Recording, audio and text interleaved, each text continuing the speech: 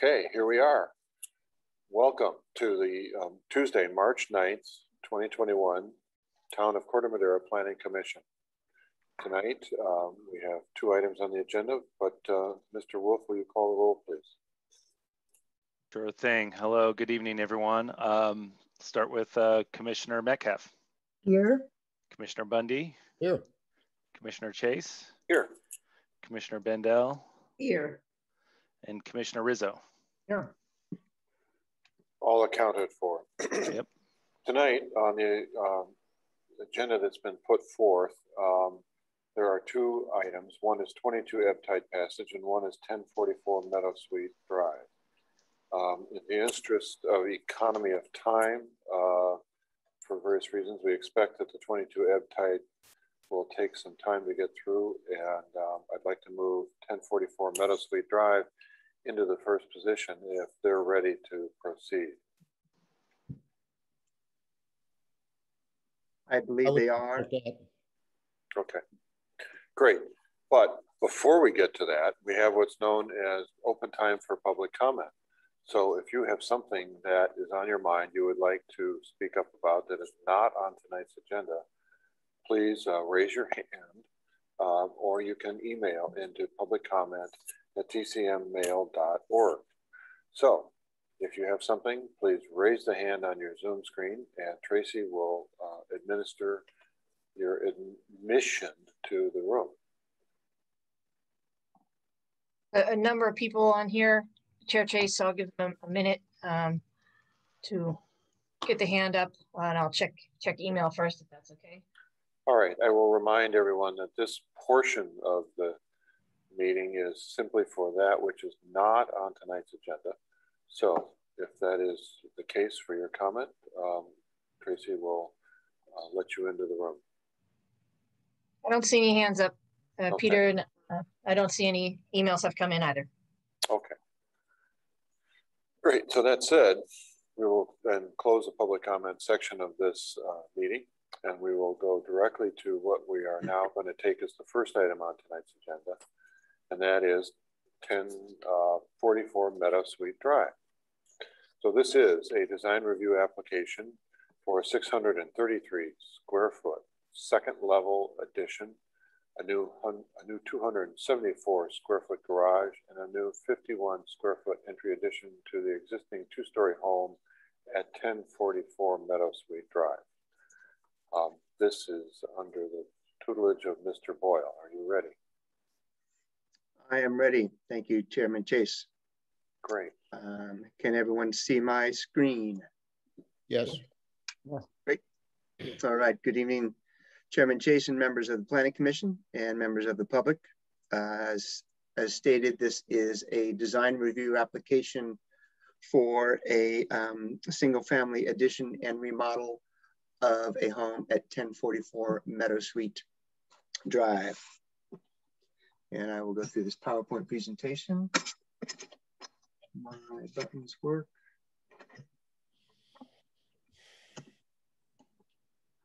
Oh, I'll go here. There we go. The project is located on Meadow Suite Drive, which is near the southern tip of Corte Madera, not too far from Highway 101. Zone R1A, larger lots in this part of town. The proposed site plan looks like this. The lot is downsloping with Meadow Suite up the hill, and the single family residence is located pretty much in the center of the lot in a slight flattened area in a relatively steep, moderately steep lot going downhill. The site is the addition is way outside of all the setbacks areas and quite a far distance from any neighboring homes. There's some current street views of the existing home. The addition is going to be placed over the carport. The carport will be replaced by a garage with an addition up above, and then also some modifications to this facade as well. And then this is the other side, the southern side of the the building, and there'll be some significant modifications to this side as well. So the existing and proposed floor plans, kind of an interesting building. Existing here on the left. First level consists of a great room, living room, kitchen, and a large bedroom. And then the carport here is in pink. And then the stairway going up. The addition to the first floor will consist of a small new entryway here, leading into the great room. And then the pink area here is converted into this one-car garage located right here. Existing and proposed second level floor plan looks like this. Existing second level is basically a large bedroom and bath, a master suite here, which will be completely reconfigured. And then this is just open to below. So really the existing home just has one large room and bathroom on the second level at this point. The addition will basically be this large rectangle here, which will be completely created again over the carport and over the area behind the carport. This is the old second floor here. You can orientate yourself by the open area below here and the stairway, which is here. So again, the master bedroom gets reconfigured, but still has the same use. The master bathroom is attached right here above the garage, and then 2 added bedrooms and an extra bath is added here. In terms of looking at the north elevation, which is that elevation that has the carport, this is that existing building now. The carport is here to the right. So this whole section is added. Garage. This is that old master bedroom being reconfigured, and this is the master bath, and so on. Existing and proposed east elevation, which is the elevation looking down onto 101 and the views at the residence. Pretty much, very difficult to see unless you're way down the hill. And the main change here is here's that whole new roof line for the new addition. The master bedroom gets a new window, but pretty much the lower level stays the same. South elevation, which has the new entryway. Here's the existing south elevation, and this is looking kind of beyond to the carport. And here's the new addition with the new entryway, another bedroom up here, and then with no change to this area here. Existing and proposed west elevation, and this is the elevation that you can see from the street. Currently, that some smaller windows for that existing. Lost my nose.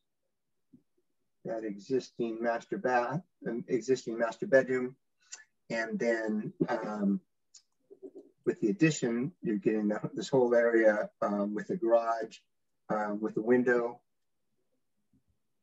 If I can get my cursor to go back. I lost it. Ah, there it is. I had to go around the other way.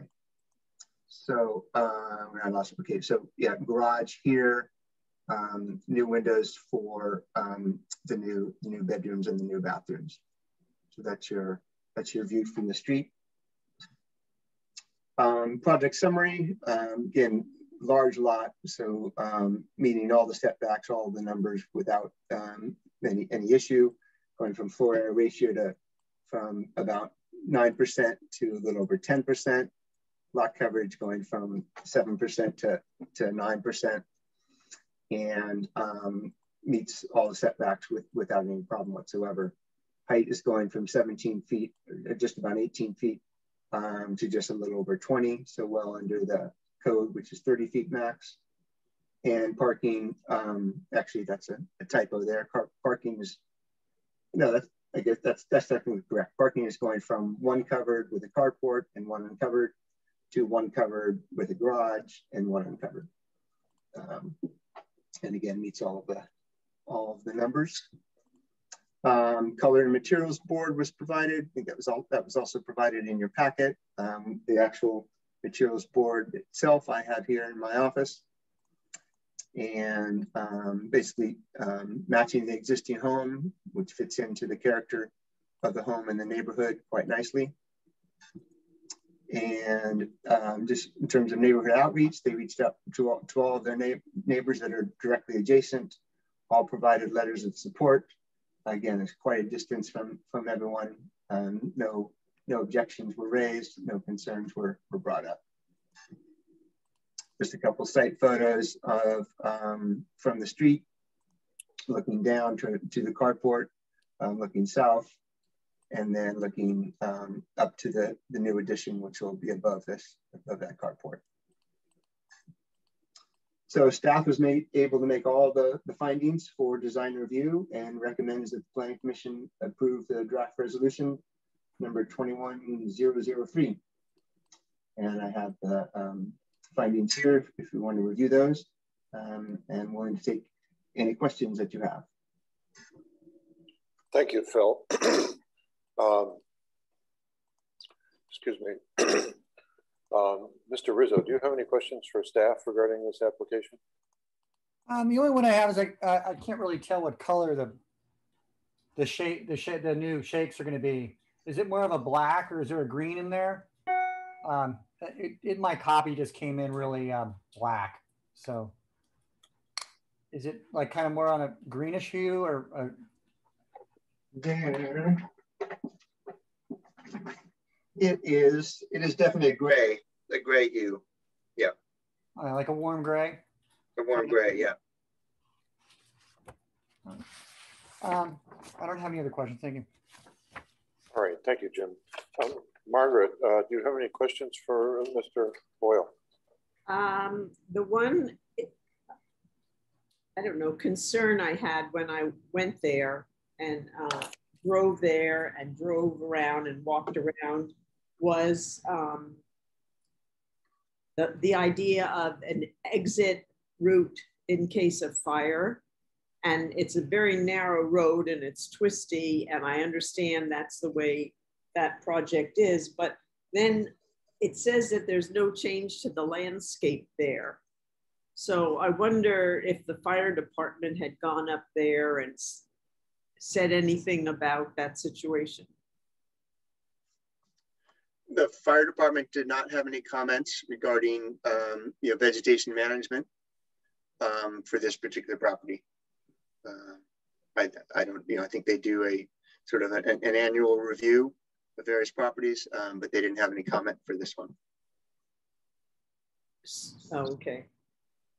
I think it's, given the heightened concern that Corte Madera now has about that idea, that street is, I think, a red flag for us. But anyway, I have no other questions. Okay, thank you, Margaret. Dr. Bundy, do you have any questions for staff with this application? Yes, Phil. The only question I have for staff is the driveway. And is there, with this new garage, is there room for the applicant to turn around, or do they have to back down the driveway to, get to their carport currently? That's a good question. We did not specifically analyze that.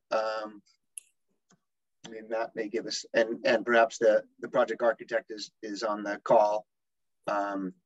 Perhaps she can address that. Okay, that's all. Okay, thank you, Bob. Phyllis, do you have any questions for staff? No, Bob just asked my question. Okay. All right. So, from a planning standpoint, I don't know if our purview extends to the driveway. It's a grandfathered use. It is not a turnaround for a fire engine or anything, as most would have it. Anyway, I will now ask, is there a project architect or does the applicant want to make a presentation at this point?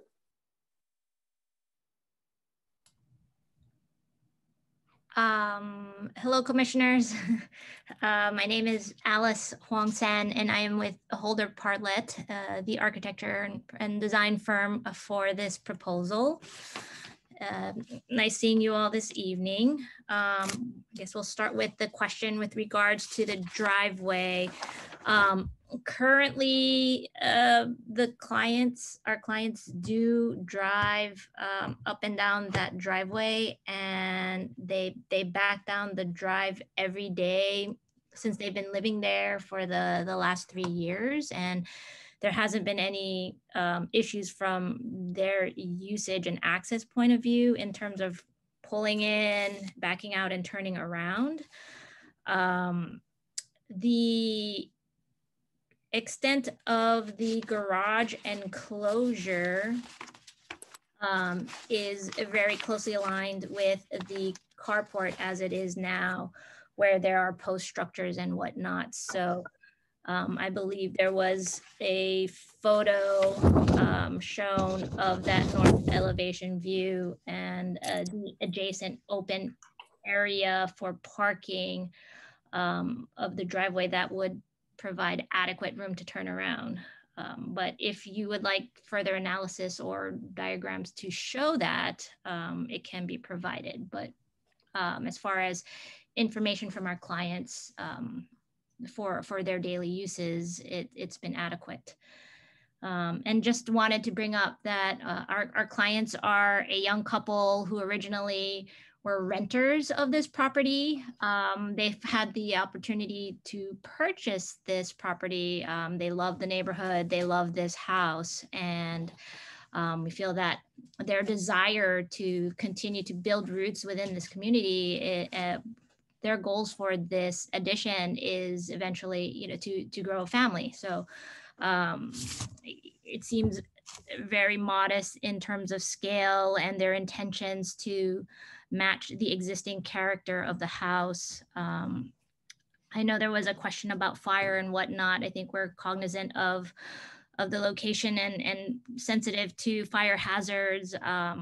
The current cedar shake type of siding, we're proposing all of the new siding be a fiber cement based siding product so that it matches in terms of a visual aesthetic, but is something that is not as combustible as real cedar shakes would be. We're trying to enhance as much as we can from an aesthetic point of view and be mindful of other considerations.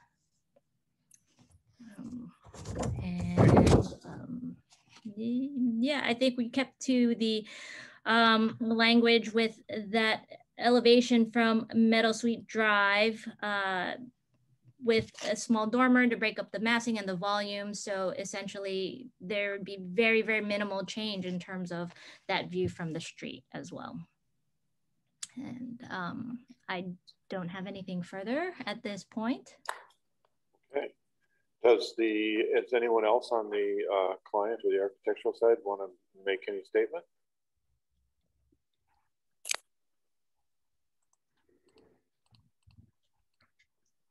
Doesn't sound like it. So, okay. This is the world of Zoom. Okay. Thank you. So we will now open this up to see if there's any public comment on this application. So if you have any public comment regarding this property at 1044 Meadow Suite, you have 3 minutes to make a public comment, and Tracy will let you in if you raise your hand, or you can email her at publiccomment@tcmmail.org. Thanks, Chair Chase. I don't see any raised hands at the moment. Okay. I don't see any emailed comment either. Okay.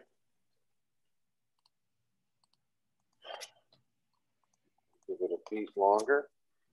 See if there are any raised hands. And hearing of none, then we will close the public comment section. So we'll bring it back to the commission, and I'll entertain comments. Who wants to start? Dr. Bundy. Yeah, let me get clarification on Phyllis's concern about the driveway. And really, I'm talking about safety from the standpoint of does the owners, do they have to, stop on Meadowsweet and back down the road? Or are they able to drive down the road, down the driveway and turn around? Just from the standpoint of safety, I would think that this is something that you would want to have.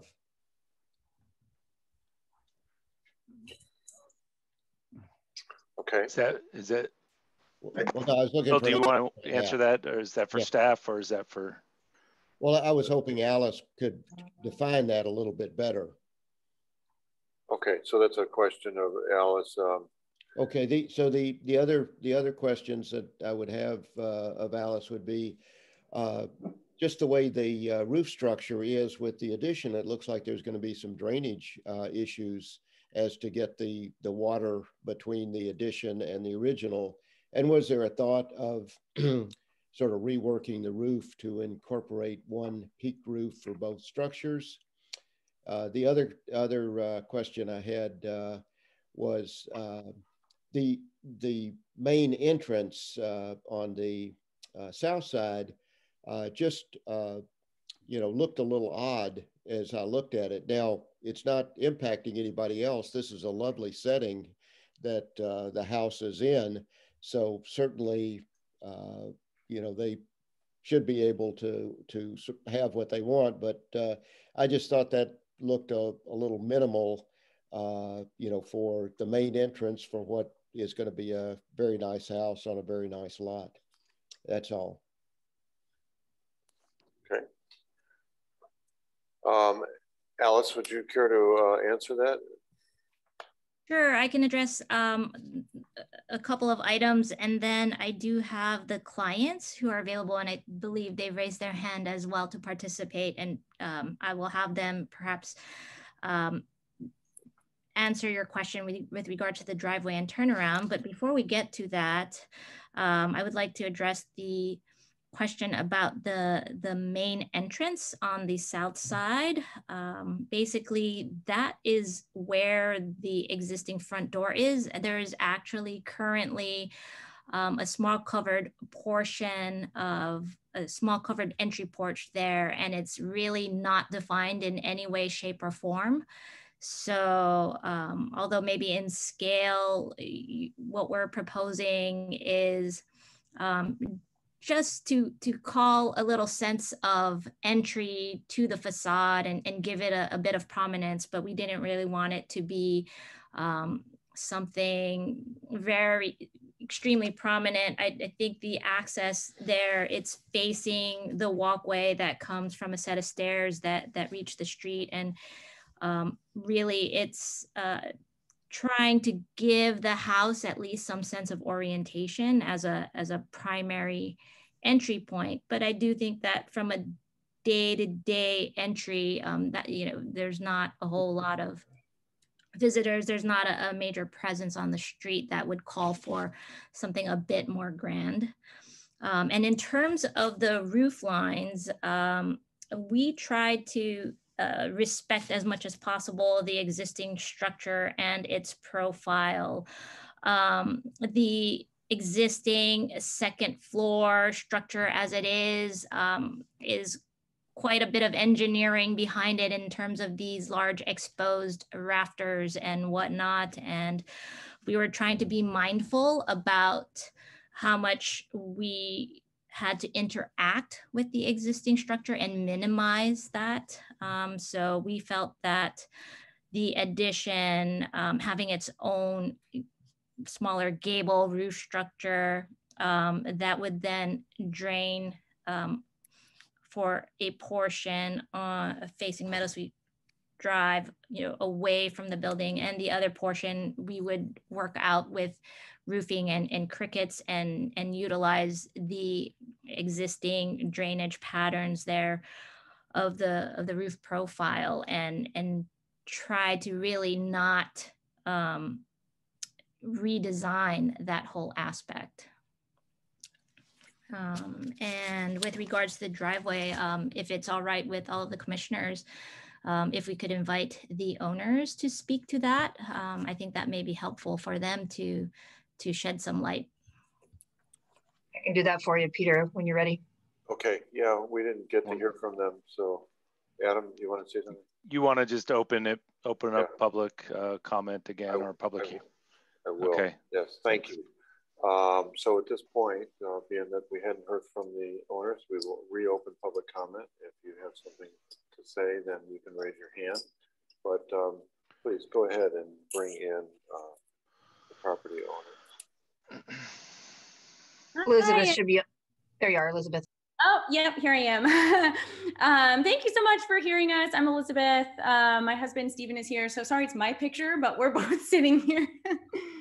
Yeah, so hi, everyone. Thank you so much for, first of all, for considering our project. Just on the question about the driveway and the turnaround space, as Alice mentioned, I mean, our current sort of what we currently do is we back down the driveway. It's just easier. It is certainly possible to back up the driveway. We've also done that several times. It's not a busy street. We've never had any issues with any kinds of safety concerns with other, people driving by.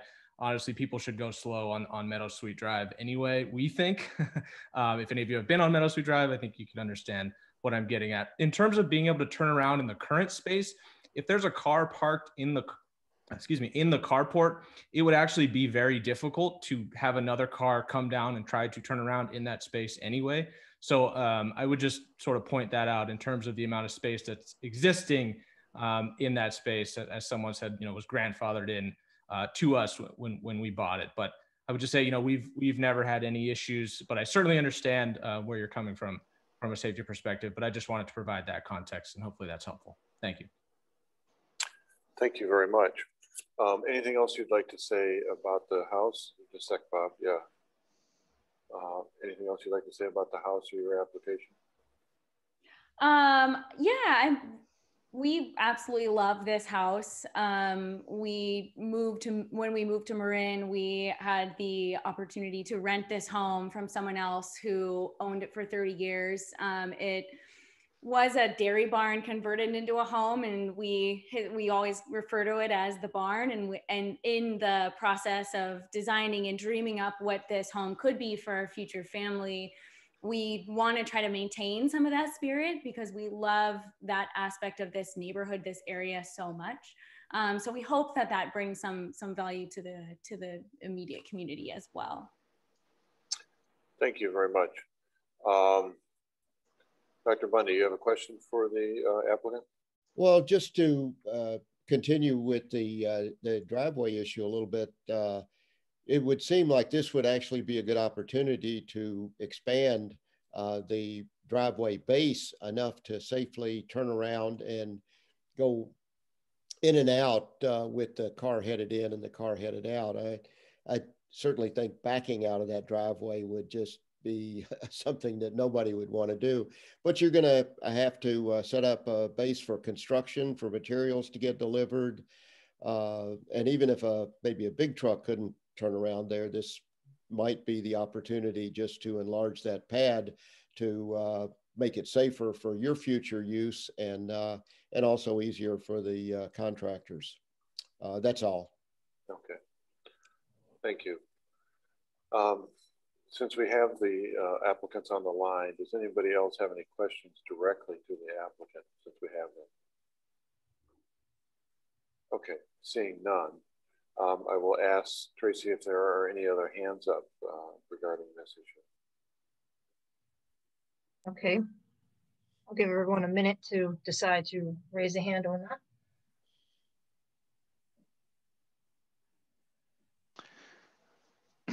Not seeing any raised hands. Sorry, Adam, go ahead. No, I was going to say, I didn't know if you were actually going to go a full minute or just 15 seconds. Sorry. I think the amount of time was appropriate, so I think that's good. Thanks. Minute is in the eye of the Tracy. Yeah. Okay. All right. Thank you, Tracy. We will then close the public comment section of this and come back to the panel for discussion.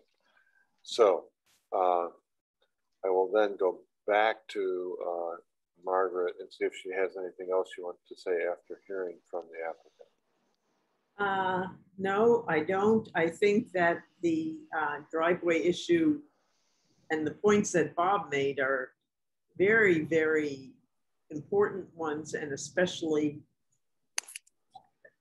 entering and exiting in case of a fire, yeah, for sure, and getting in and out faster and in a safer way. And I think Bob is absolutely right. This is a great time to think about that and perhaps incorporate that. But other than that, I think it's a great location, and I think it's a nice addition, and I think I could make all the findings that are necessary.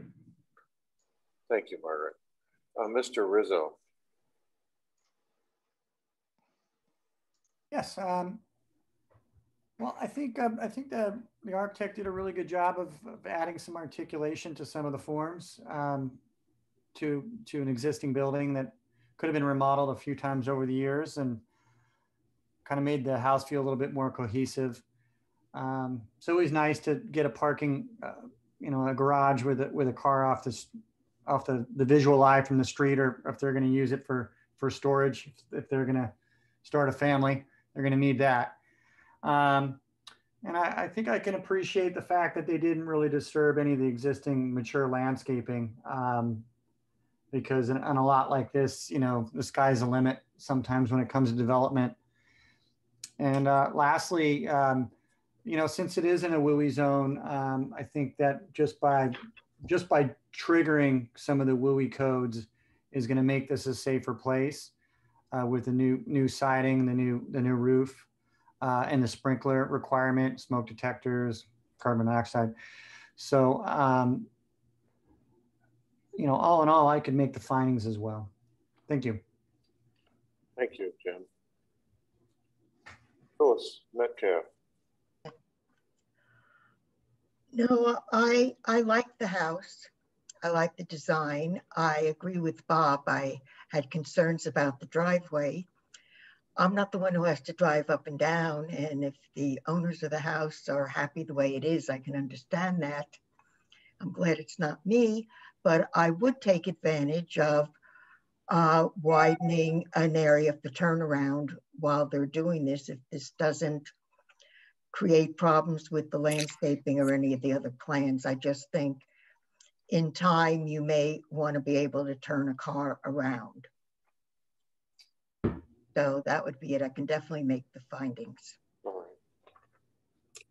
Thank you. I would just like to ask staff at this point where such a inquiry stands in our purview in terms of driveways and fire access. Is it or is it not something that we should be undertaking?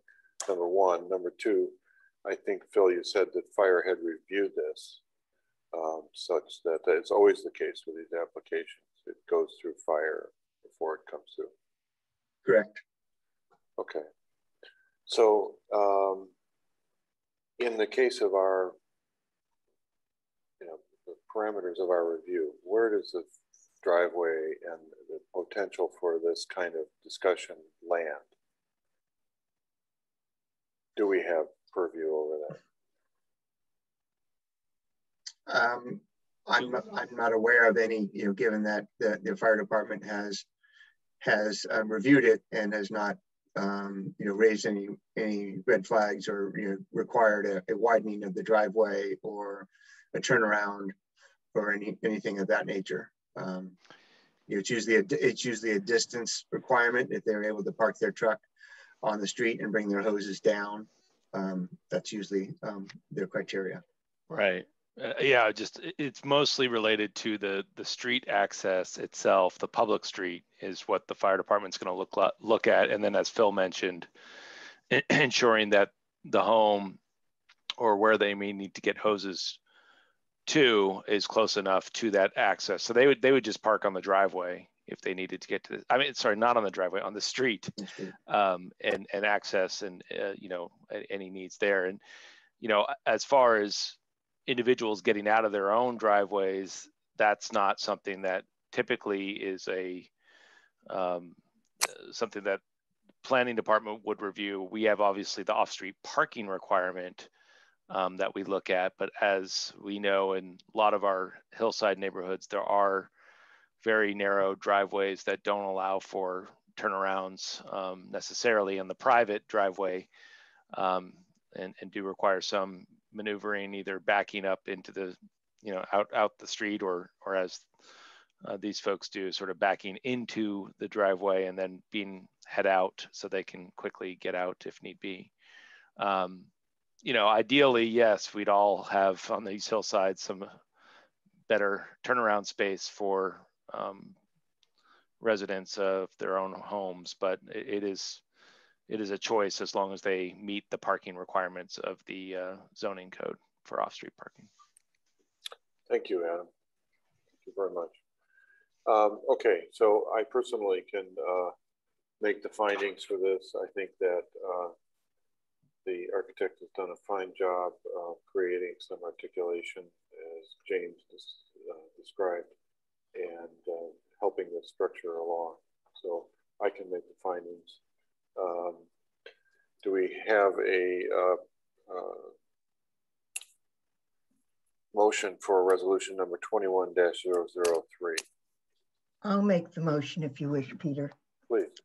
In the matter of design review application 2011-006 for a 633 square foot second level addition, a new 274 square foot garage, and a new 51 square foot entry addition to the existing two-story home at 1044 Meadow Sweet Drive. You make a motion to approve? Yes. Okay. There was a typo in your verbal language there, 2021.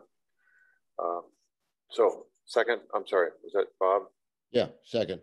Okay. All right, I will take the roll. Commissioner Bundy? Yes. Commissioner Bendel? Yes. Commissioner Rizzo? Yes. Vice Chair Metcalf? Yes. And Chairman Chase? Aye. Phil, you want to read the appeal rights? Yes, I'll read the appeal rights. Following action by the Planning Commission at a public hearing or meeting, any decision of the commission may be appealed to the town council within 10 calendar days. Appeal forms are available at the planning department and also online, and the link to that application, that application is on the agenda, and the filing fee is $300. Great. Thank you, Alice. Thank you, Elizabeth. Good luck. Thank you. Thank you all. We will now move on to our next hearing item that we've declared to be second. This is 22 Ebbtide Passage. This is a design review application number PL 2020-0100 DRC for an 831 square foot second level addition and modifications to an existing single story home at 22 Ebbtide Passage. So, Mr. Boyle, this is your presentation. Yes, thank you again. This is a design review application for a second story at 22 Ebbtide Passage. Ebbtide Passage is located in the Mariner Cove neighborhood. This is showing the overall general location and neighboring streets and homes, with 22 Ebbtide in the center, Morningstar Cross, Morningstar Course behind it. The proposed site plan is really no change to the proposed site plan. The building itself is up against the side, front, and rear setbacks almost completely, except for there's a small area here and then a small area here that are not up against setbacks. So the site itself really will not change. Obviously, just the addition is going over the existing building. So that's your proposed site plan. This is also giving you an orientation of the neighboring structures, two buildings on either side of ebb tide, and then 3 residences on Morning Star course. Current street view, just give 2 angles of what things look like today. Again, this is 22 ebb tide here. Neighboring 18 ebb tide had a second story added a while back. And then to the right is still a single story. The existing and proposed first level floor plans are shown here. Existing plan, very standard for this neighborhood, 2-car garage, entryway, great room, living, dining, and kitchen. And then in this case, 4 bedrooms, master bedroom in the back. And then actually this I believe is a study, and then 2 bedrooms here in the front. The modifications to the first floor will really involve the reconfiguring of the storage area and this part of the living room to accommodate the stair. And the stair will be right here in this part of the building. So that's your change to the first level. The proposed second level will consist of coming up the stairs and going to your left will be a craft room on the northern end of the addition, walk-in closet here, and then the master suite here with bedroom and bathroom at this corner, and a small linen closet above the stairway, or at the top of the stairway. The existing and proposed front elevations or southern elevations. Again, the second story is added here, using large sliding windows here for the master bedroom, and then the master bath. And they plan to reinstall their solar panels. No change to the lower level. The existing rear elevation, which we'll talk about quite a bit, is in placing the second level is being placed on, this is the east, I'm referring to it as the east side of the of 22 ebb tide, with hip roof elements on these 3 sides, and then a small a clear story window up above. West elevation set back quite a bit from the western wall because the whole addition is on the eastern side, and just one small window here, or medium-sized window, I should say, from on the craft room. Again, no change to the lower level. And the existing east side elevation is adding 1 window. And the architect purposely pulled this wall back slightly and continued this roof element here. So you wouldn't have such a large, expansive, massive single wall going up. So that was a particular, after getting some feedback from staff, the architect made that modification. In terms of the overall summary and the numbers for the project, we have a floor area ratio of existing of 34.5, and they're increasing that to 48.3, which is the code maximum. Lot coverage is not changing whatsoever because you're going straight above the existing house, and there are no changes to the front sides or rear setbacks. The height is increasing from approximately 15 feet to a little over 21 feet. And there's no change in the parking layout. The 2-car garage will continue as is. There was a question, that came up, presented by a commenter regarding the floodplain and the location of the floodplain. And there was a map provided. And so this map is provided from Marin Maps. And I also just reconfirmed with Jared Barrio, our floodplain administrator. He reviewed this project And the applicants, as I say in the staff report, the applicants were instructed that they were in the floodplain and that the tip of the garage, as far as without an exact survey, but to the best of everyone's knowledge, the tip of the garage is in the floodplain. So the applicants went ahead and got an appraisal and gave an estimated cost of their construction project. And that was reviewed by Public Works and by planning, and determined that the cost of their project is below 50% of the value of their building, and therefore they do not have to elevate this structure. So just wanted to clarify that in terms of the floodplain location. Colors and materials are shown here.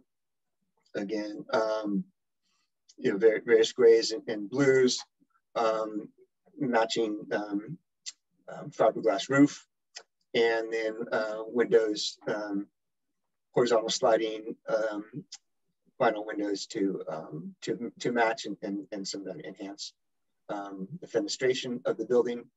Again, just want to point out this is sort of that roof element I mentioned before. Here's the northern elevation with the hip roof and the clear story window.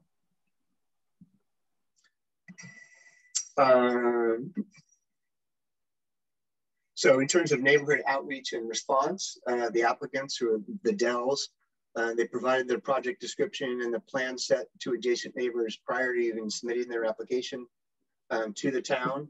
I spoke with the architect a number of times before the application was submitted, and gave them our requirements to reach out to the neighbors prior to submitting.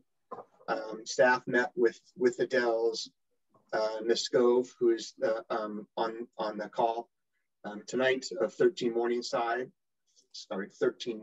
Course, which is directly across to the north of the project, and the neighbors at 9 and 17 Morningstar Course as well. We had a Zoom meeting, all of us, including the two applicants and the applicant's architect, as well as I think a friend of Ms. Stove's, and had a great dialogue on Zoom and talked about a number of things about the project's impact and how it could be changed to please everyone, or at least come to a compromise. These are all the letters of support they received. Again, here's the application here, 22, all the ones with green rectangles provided a letter of support. I believe 21 is a renter who never responded, and then 13 is Ms. Scove, who provided some letters and comments of concern and objection. Based upon that Zoom call and a variety of different discussions, the applicant and the applicant's architect redesigned the original building, and instead of this gable end roof, which is kind of shown in red, and then this gable here, both of these roof lines were modified, and they turned it into a hip roof here and a hip roof on either side as well. Again, trying to just bring down that massing, and as well as they reduced the overall height of the structure from 23 feet to 21 feet 5 inches. Again in green, showing that change of that normal window, regular window, to a clear story window, and that was a direct request of the resident of 17 Morningstar Course. He had concern about that, and I think 9 as well. And so both of those neighbors attended the Zoom, and after the modifications were provided to them, they both provided letters of support after initially having some concerns about the project. So continuing on, view impacts. Obviously, from the comments and the staff report, view impacts is the project. Staff took a number of pictures, as you see in the staff report. Haven't included all of them in the PowerPoint just in terms of time, but a number of pictures both inside and outside, following our guidelines, which we established many years ago in terms of how photographs are taken, what type of camera is used, how far we are from the window, that photographs are taken at eye level. Again, with the goal of giving everybody the best picture possible if you're not physically able to be there. And so that's there are standard photographs, there are panoramic photographs, and also in working with the Stove, visiting her house twice to take photographs, you know, she gave me, you know, locations obviously that she was concerned about, and I made sure I took photos of those particular views. So this is just one set. Again, this is not everything that's in the staff report. I chose this because some of the lighting on some of the panoramic wasn't as good. So this is standing at the left edge of the deck, or the eastern edge of the deck, the center of the deck, and the western edge of the deck, or not edge, but that area, and shooting the camera, you know, straight at my eye level. And so to the, you know, here is the view of Ring Mountain, the small view of Ring Mountain that is being obstructed by the addition. And then obviously this view here is not changed. So that's one view with the 3 photos. And then this is with this is the panorama in the middle of the backyard. So I'm obviously closer to that back fence. It is a little bit cloudy and darker. The previous one I had the sun shining right at me, so that was very difficult to get. But I think that at least the perspective I wanted to give here is to show that at least someone at my height looking up, you're not able to you're not really able to see Ring Mountain. You're looking up at the sky, and so in my impression, you know, the sky view here is being blocked, but not necessarily the view of Ring Mountain. Again, that depends on one's height. Probably depends on also slightly on the height of these hedges. So based upon, you know, a lot of time and analysis of the view, and realizing this is a very you know, sensitive project, sensitive issue, particularly for Ms. Stove of 13 Morningstar course, staff is still able to make the finding that that the project does not cause a significant impact to her view, and that staff recommends that the Planning Commission go ahead and approve this project as attached the draft resolution stating so. And I've also included the design review findings if those are needed to be reviewed or discussed. And I know a number of people are on the call, Ms. Stove, and obviously the applicants and the applicant's architect are here as well to give their presentation. That concludes my staff report. Thank you, Phil. Just as a note, I would like to know if you have any of the other photographs that you took at your fingertips, if we wanted to look at them. Yes, I do. I have the whole staff report, so we can pull all those up. Great, thank you. So I know that the other commissioner members are going to have questions. Then we will let the applicant speak to the application, and their statement will be heard. And the commissioners can ask the applicants questions. We will then go to public comment, and we'll see how this develops from there. It could be an extensive hearing, so be prepared to last. So with that said, commissioners, I'm going to start with Margaret. If you have any questions for staff at the moment, before we get to any further information.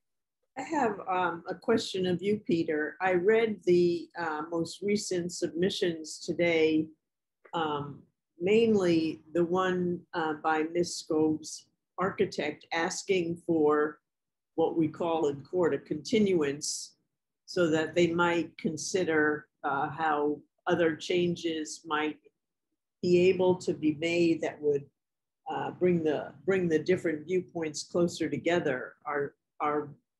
If they are going to do that, should we postpone our discussion so that they can come to whatever terms they're going to come to? What we will do is we will get through this portion of the hearing and see what we come to. If we need to continue it, we can, and then it's up to the applicants. The applicant can also ask for a decision if they so choose, or they can go ahead and accept a continuance if that's what the option is on the part of the applicant. Mr. Wolf, do you have anything you want to add to that? I think that's correct. I mean, you're welcome to take that issue up, you know, at the beginning of the meeting, or as you just mentioned, after hearing some more information and evidence from the applicant and hearing from the neighbor as well and other stakeholders, which is typically what the commission has done in the past, and then make a decision on whether to continue or not during deliberation. Does that answer your question, Margaret? Yes. Okay. I had a question earlier in the day, but about the building raised and the FEMA requirements, but Phil answered those questions for me. So right now I don't have any other questions. Okay, great. Dr. Bundy, do you have any questions for staff from what the presentation brought up? Yes, one of the things that I've thought about in looking at this, which is really primarily related to views, and my standard comment when I talk to people is that views, privacy, and sunlight are the biggest issues we have at the Planning Commission. And one thing that I would like to know is what are some of the surrounding communities doing, if Phil or Adam have any sense of that, or if we could get that at some point. Well, one of my friends is a planning commissioner in San Anselmo, and when I've discussed this with him, he said, we really don't have a view ordinance. We haven't had that come up on any of the issues. So I just wonder how our subjective views, privacy, sunlight compare to other communities in Marin, especially in the Ross Valley. I did want to make one comment in regard to the FEMA flood zone, is that sometimes when there's just a portion of the property in the flood zone, there's an opt-out provision that the engineering department can help with and can assess.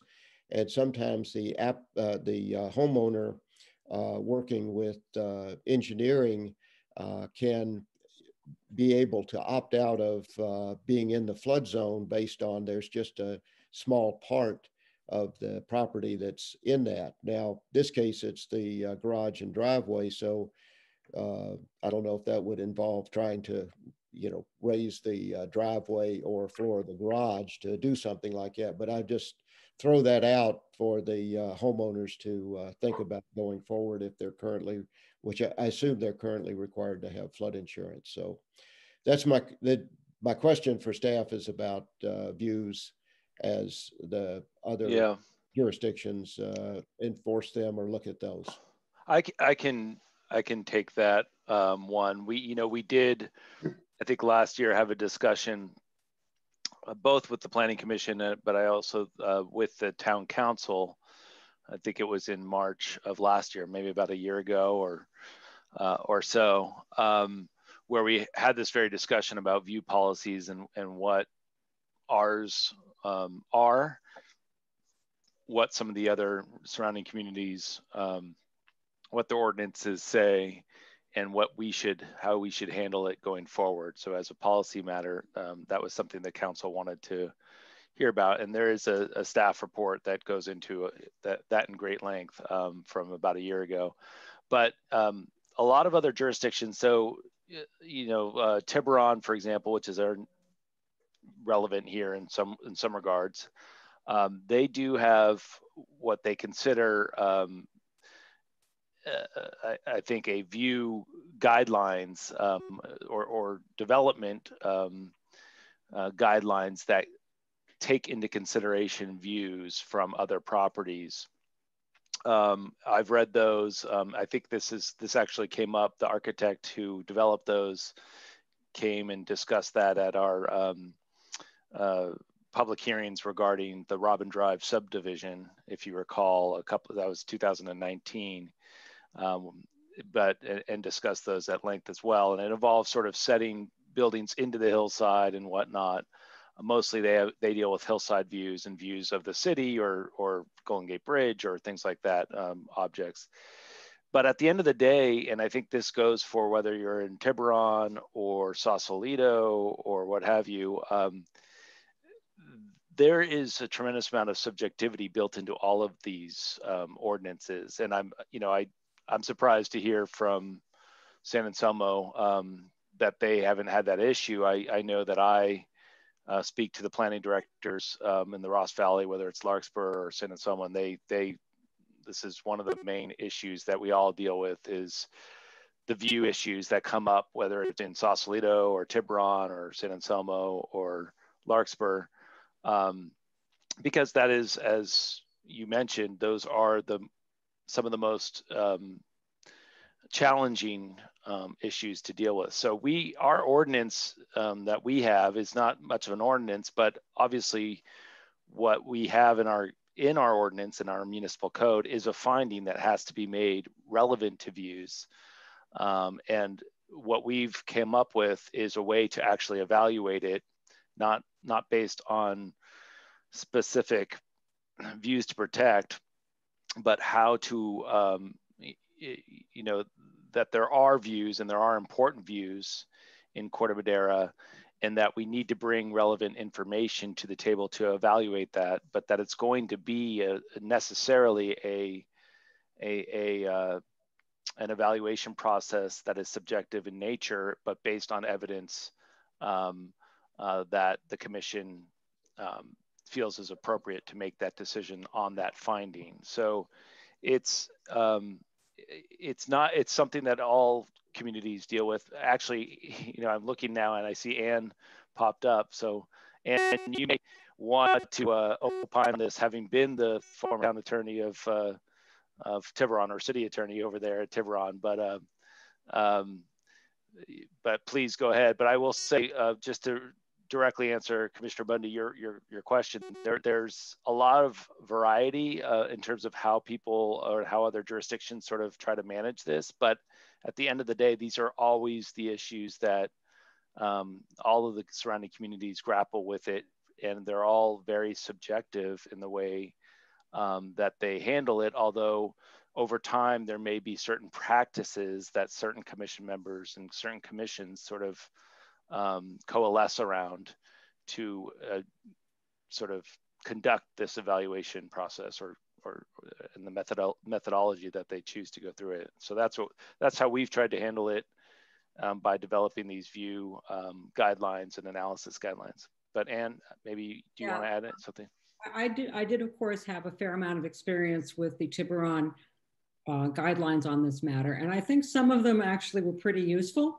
Although there is an element of subjectivity, they talked about, first of all, the views that are considered the more important views, like views of Mount Tam or views of the skyline.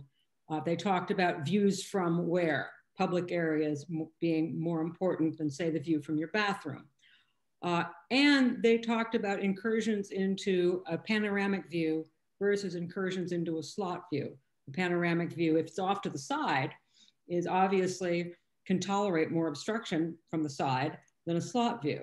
So I think it's worth looking. I think it's worth looking at something like that if the commission feels the need to have more objective standards. But I don't know if you feel the need for that. Well, and I will say, the conclusion of the council was that actually having more criteria rather than less and trying to narrow it was better, because you actually can feed more information into the evaluation process rather than being limited in what you can look at. because for example, if we said Mount Tam, but we didn't say, or certain ridge lines, trying to define what those specific ridge lines were important may not actually relate to a ridge line that somebody else felt was really powerful from their, room that we didn't consider at the time of creating that objective standard. So, it's sort of, there's a whole host of things that I think anyways, it's a challenging topic, first of all, but I appreciate that, Ann. And so the council ultimately decided on that policy just a year ago of how to approach this.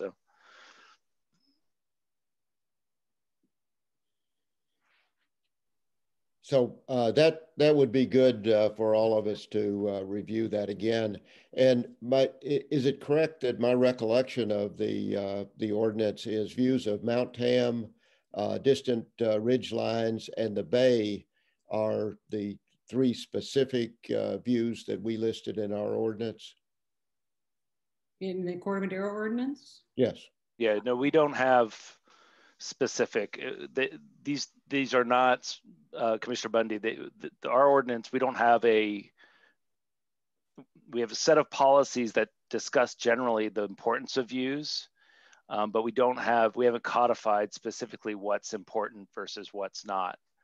And for the reasons why I mentioned that, more information, but there are certain things that that the general plan, and again, this is in the general plan, it does talk about certain certain views as iconic or obvious sort of features of the Corte Madera landscape that are valuable and that create value to Corte Madera residents. So, but again, it wasn't translated into a specific municipal code provision that says this is the only thing that counts as a valuable view, and this is from where you have to be standing in order to be able to evaluate that view. If in fact, we can elaborate on that if need be, and in fact, the staff report is available, and if you choose to continue this, that's something that we can provide in the record as well. But it is something that I think we reviewed with the commission last year as well.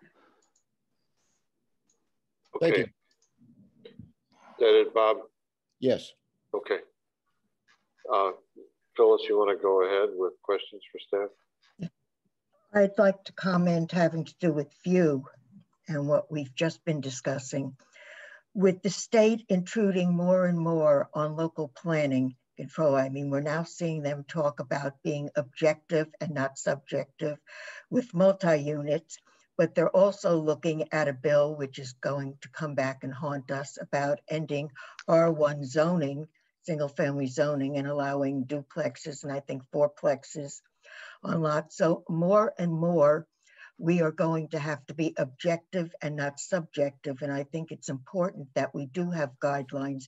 We do have ordinances. I'm aware of what was done in Tiburon because the town manager who hired Joanne, Bob Kleinert, was a close friend. And I remember him showing me what was being developed and why at the time. So they have a lot more than has been alluded to tonight. And I think Ann mentioned, ways they looked at it. What existed last year from the state and what's going to exist this year and in the future are not the same. And I think it's very important that we start looking at codifying some of this for everybody's sake. And that's it. Okay, thank you, Phyllis. Do you have any questions of staff regarding the presentation? No, I accept the staff report. I'll have questions later on. Okay, all right. Mr. Rizzo, do you have any questions after Phil's presentation? Yeah, I have a few.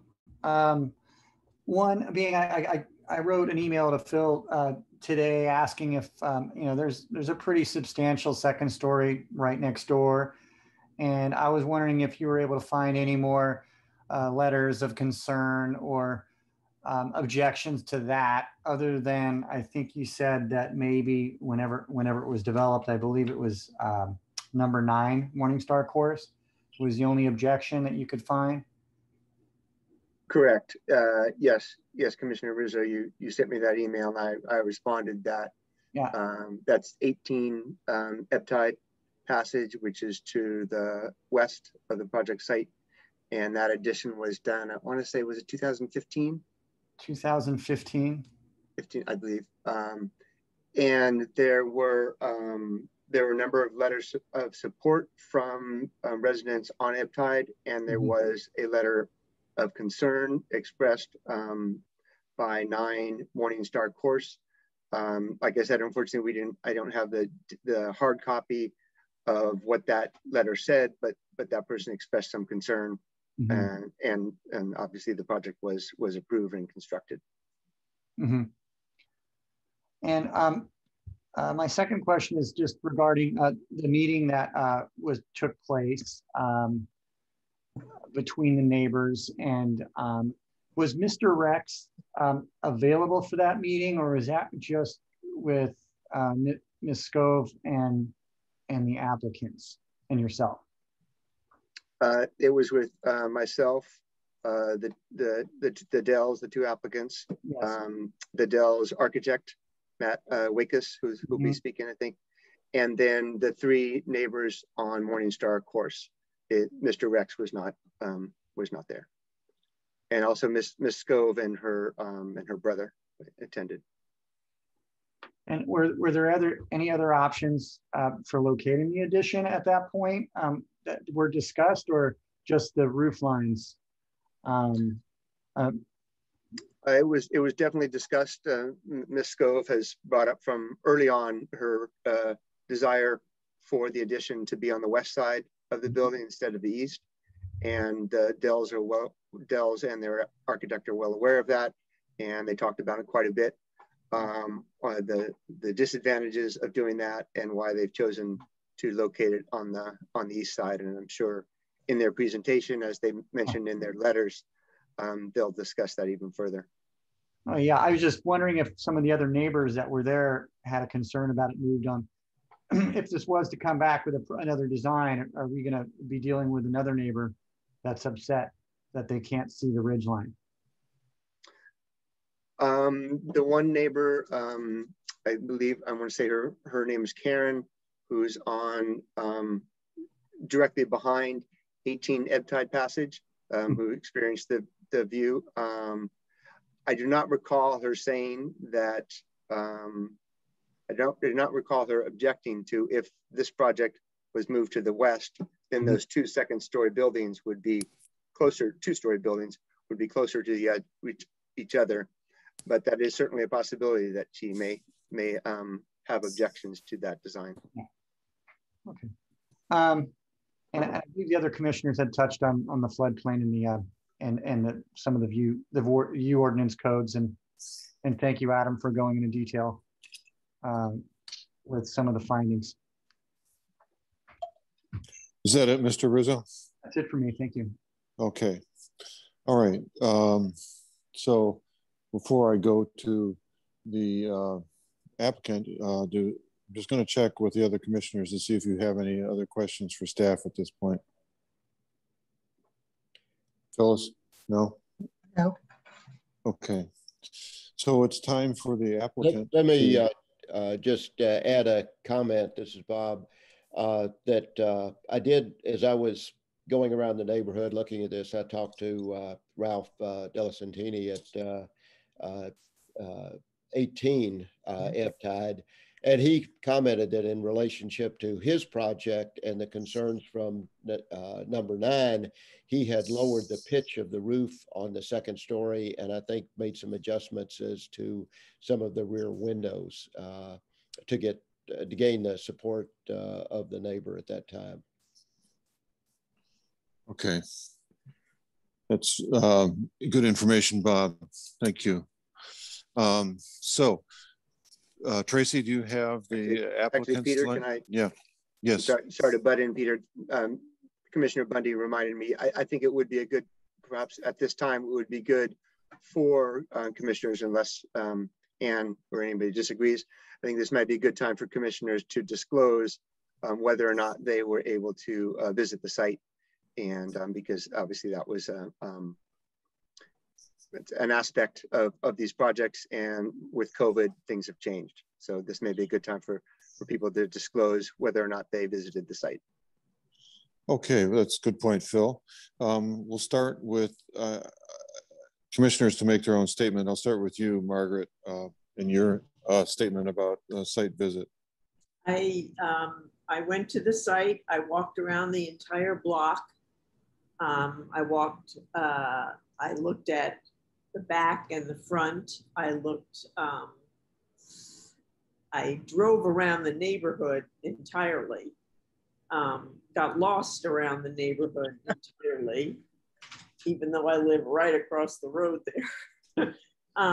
But yes, I did visit the site, and I walked around the block twice and tried to get a view from either side of the street also. Okay, thank you. Commissioner Rizzo. Yes, I did as well. I drove around the neighborhood, took a look at some of the approved additions around the neighborhood, which vary in size and shape and style. Took a few laps around the block. I specifically went there at the end of the day because I wanted to see what the shadows were going to look like. Peeked over fences, and I could see where the addition's going to go, and where the hill was, and in respect to the houses on Morningstar Course. I felt like I got a good perspective of the impact. And that's all.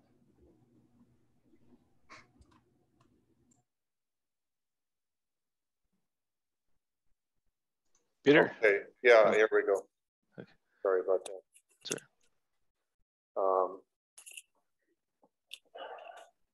Phyllis, your site visit. I did an exterior walk around. I did not go in either home. I walked around the block. I looked at the view from the side of the street that each home was on, and across the street from each home. I looked at the view going 2 or 3 houses to both the left and the right.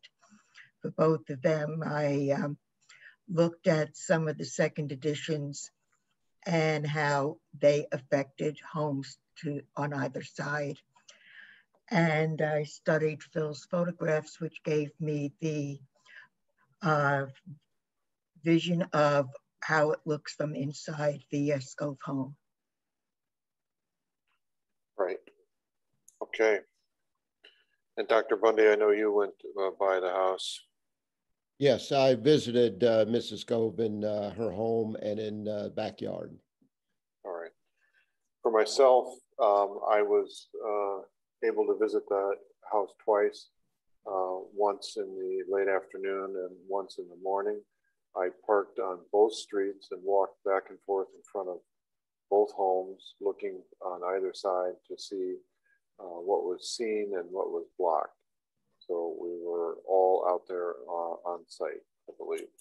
So does that fulfill our obligation, I think? So with that said, it's time for the applicant, the Dells, to speak up and make their presentation either with an architect or themselves. Hi, everyone. I'm Mike Dell, and this is my wife, Christy Dell. Hi, nice to meet you all. And we're the owners of 22 Uptight Passage. First, I would like to thank the commission and staff, particularly Phil Boyle, for their help to this point in consideration of this project. I will turn it over to our architect, Matt Wakish, shortly to walk through the plans for the project. But first, I want to briefly tell you a little bit about our reasons for the project and the history of the project to date. I know that Phil included as attachment 5 to his staff report my letter, which lays out these points in more detail. So I'll plan to be brief, as my letter is pretty comprehensive on these points. First, our reasons and rationale for the project. The big driver is that Christy's mom is from upstate New York and will be spending extended visits with us soon. So a big motivator was to provide a space for her, which would be the existing downstairs master bedroom, while Christy and I would be using the new upstairs master. We also have 2 young kids who are 6 and 8 who are growing, and with them getting bigger and Christy's mom coming, we felt we needed additional space to comfortably accommodate our growing family. We don't think we'd be able to stay in the home without this additional space and love our home and our neighborhood. So I think it goes without saying that this project is extremely important to our family. I'm going to touch briefly on the virtues of the project from our perspective. We love the design that Matt has created for us since it addresses all of our goals for the project. It does not eliminate any bedrooms on the ground floor and generally has the internal walls on the second floor follow the internal walls on the ground floor, with the bedrooms above the existing bedrooms and the bathroom above the existing bathroom. This helps minimize construction costs as it does not require significant remodeling of the ground floor and also preserves all the bedrooms, which is critical for our growing family. I'd also like to thank our neighbors who helped work through our concerns and revise the project. And I will discuss briefly our neighborhood outreach efforts, as I know that my letter that is included in the staff report details the timeline and multiple meetings we've had with neighbors related to this project. At the early stages of this project, approximately 5 months ago in November 2020, we sent our preliminary proposal and plans to our 8 adjacent neighbors. We received 4 letters of support and comments from 3 neighbors. We're pleased that through revisions to the project, we addressed and resolved all issues with neighbors except for Krista Skav, our neighbor at 13 Morningstar, which I'll come to in a minute. We made the following revisions based on neighbor input and Phil Boyle's suggestions. 1, we reduced the bedroom size by 21 square feet. 2, we reduced the office size by 18 square feet. 3, we changed the gable roof to a hip roof and we lowered the overall roof height. And 4, we agreed to use clear story windows for privacy. We also conducted a shadow study and created 3D renderings to help address neighbor concerns. As a result of the changes that we made, the peak of our roof line is going up from its current peak by only 3 feet 10 inches. The plans that we've submitted are not our preferred project. We do prefer a gable roof for aesthetic and functional reasons, but we've made the accommodations listed above to address neighbor concerns and are pleased that we have the support of all of our neighbors except for 1. We understand Krista's concerns and are grateful for her time and efforts to try to reach agreement. As noted in the staff report, there is a view impact from the living room to the south over the east side of our roof line. We view this as a modest impact, and this design preserves views from other rooms and locations from Krista's property. We believe that we're proposing a project substantially similar to multiple other projects in Mariner Cove and the flats of East and West Corte Madera that have been approved in the past. And we hope that you can make the findings to approve this project, including that it does not present a significant and adverse effect to views. Thank you for your time and consideration. I'll turn it over to Matt to briefly walk through the plans. Hello, everyone. Matt Week is here. I'm the principal of MW Design, and I'm going to share my screen. I believe I have the ability to do that. Give me 1 second.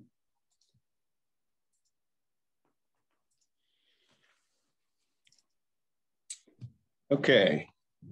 So thank you, Phil, for putting on a great presentation of this project. You hit pretty much every single thing that I was going to do in my presentation, so I'll be somewhat brief on this. What I basically want to do is just go over how we landed on the floor plan and why, or just reiterate some of the reasons of why we did. We went over the numbers already with Phil and what we could do and what we're allowed to do within the existing footprint and the existing setbacks and what the allowable FAR is. And I'll understand that the reason for going up is due to the inability to expand horizontally on the main floor.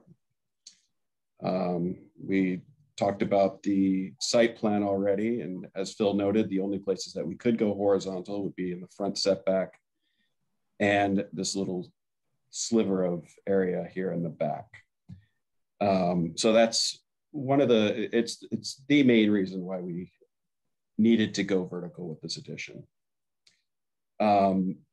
As far as how we landed on the location of the addition, again, budget is a huge issue here. We didn't want to, we cannot feasibly remodel the entire first floor.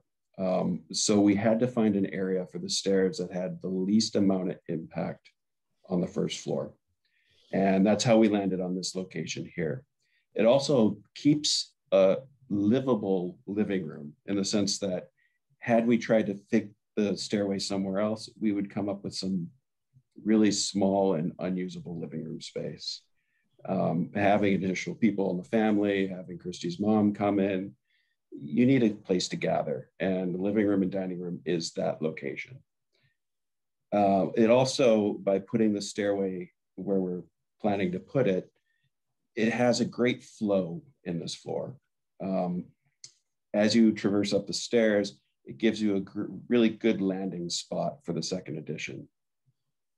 And all we're losing on the first floor here is it's a linen closet that was once a HVAC, and then a little bit of the storage in the bedroom, a little storage closet. And then this area here is a shower, which should not be affected whatsoever. So you can see that adding the stairway here on this first floor has minimal impact to the lower level. And as far as the second level, you see it landed, as Phil has walked you through already, it has good flow up here, landing up into a nice sized landing that enters into the craft room and then into the master bedroom. Also, one of the things that we wanted to do is maintain all of the bedrooms on the bedroom side of the house. Also, keeping the bathrooms stacked is going to help with plumbing costs. We're not having to divert any waste lines across the house to the main lateral, soffit through the house somehow and keep toilet flows going. So it's having everything stacked is beneficial cost-wise and design-wise. We walked through the elevations. Yes, we initially designed this house to be a gable roof, but in the negotiations throughout the process, we've landed on the hip roof, which we've all agreed that it's a good decision. Just go through these pretty quickly. We already saw most of these.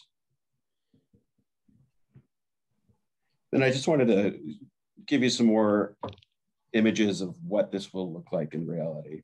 And this is a south facade, looking straight at the house. The idea is that we wanted to have a house that matched the surrounding neighborhood. We don't want to stick out like a sore thumb. We want something that's going to blend in with the rest of the neighborhood. And we can achieve that by using similar materials that are found in the neighborhood, by continuing the roofing material up on the hip roof, using stucco facades, or the second edition stucco facade, matching the windows throughout the house as what's existing. It just blends in and becomes a cohesive elevation and house. One thing that I do want to point out is that the slope on the lower roof is approximately a 512, and that is the slope on the upper level addition is a 412. So we did bring that down slightly so that we can keep pulling that height down. I wouldn't suggest going any lower than that. Once you start getting below a 412, it's going to start to have more of a flat roof appearance, and that's just not something that you see in this neighborhood. It becomes to look too modern or too much like a box sitting on top. And given that we've already had to pull some of our initial ideas out, I wouldn't want that to be one of the effects of making it too flat. Just more images of southeast facade. And as Phil pointed out, we are continuing the eave across the side here so that we don't have that appearance of a completely flat-sided house. This is the rear elevation. We have some, again, the clear story window up here for privacy. We have a little bit of articulation in the shapes up here. This area that has a slight shed roof on it is the stairway. Right now, it's the way that it's designed. It wouldn't be specifically, it wouldn't have the same type of roof structure only because of height and structural reasons. But it disappears. I mean, it's not something that's a main factor on this house. And I just wanted to show you this. This was the original design that we came up with. And as you can see, we had the gable roof, which has a little bit more of architectural character, I believe. The Dells, as well as myself, really liked this idea. This was our go-to idea. Having these triangular clear story windows up in the bathroom, and what you can't see, it's on the other side as well, is that we could get that high light coming through. Having nice ceilings in here, cathedral ceilings. There's a lot of beneficial design elements that we've given up to have to agree to have the hip roof in the design. And then just, you saw the material board already from Phil's presentation. This is a material board that's included in your packet of half-size drawings. Just showing that, you know, the materials that we're using are related to the existing house as it is. Same type of windows, same type of gutter system. So it all just blends in.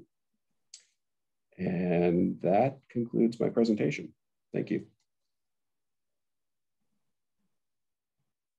Thank you, Mr. Dell. Does the applicant have anything else that they would like to add, or anyone else before we get to questions for you guys? Nothing further from me or my architect. Thank you. Okay. All right. So hang tight, because we're going to go through the commissioners and see if they have any questions for you. And I'm going to start with Mr. Rizzo.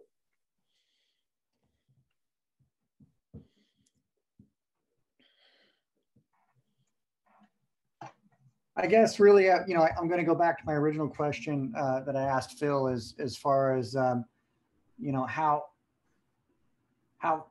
far were you and your clients willing to go to modify the addition to be a little bit more centered, balanced on the roof?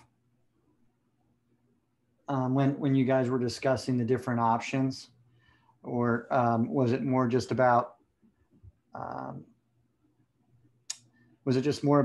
trying to scale down the mass exactly where it was? Was there any thought, or, you know, was there any other options on the plate when you guys had talked about the actual mass of the addition itself and the location? Or was it just, we want it here, we're going to scale down the mass of the roof?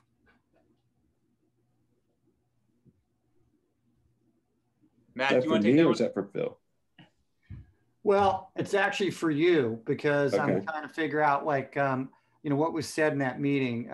You've got a neighbor that doesn't have any architectural background, and, you know, was trying to preserve her view. And I was just concerned that maybe her point wasn't taken. I'm just trying to see what her perspective was to yours in that meeting, and what options were talked about.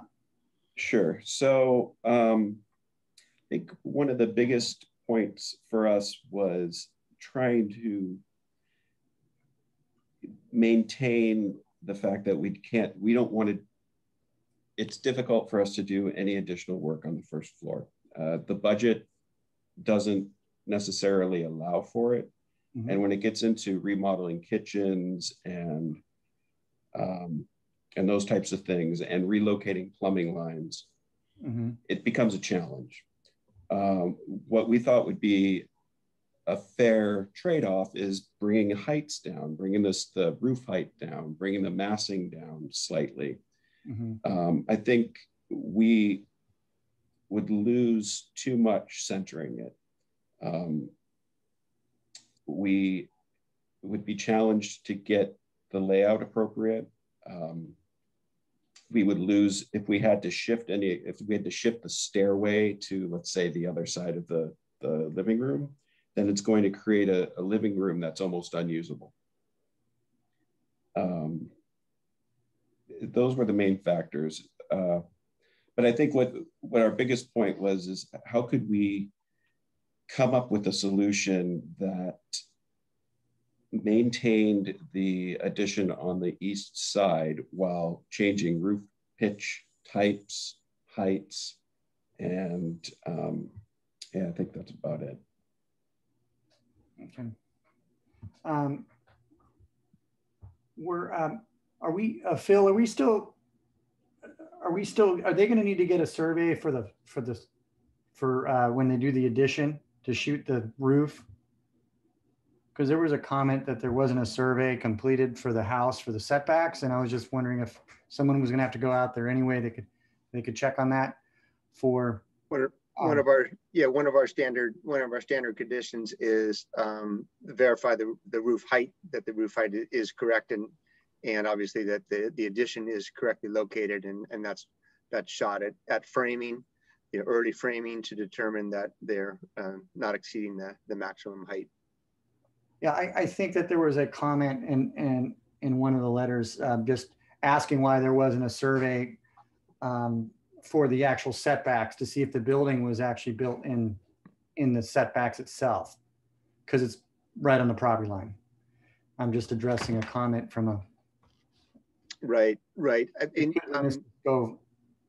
Yeah, surveys are certainly required, and had them when people are requesting variances, and when you're going right up over a particular setback. But in this case, a survey was not provided. All righty.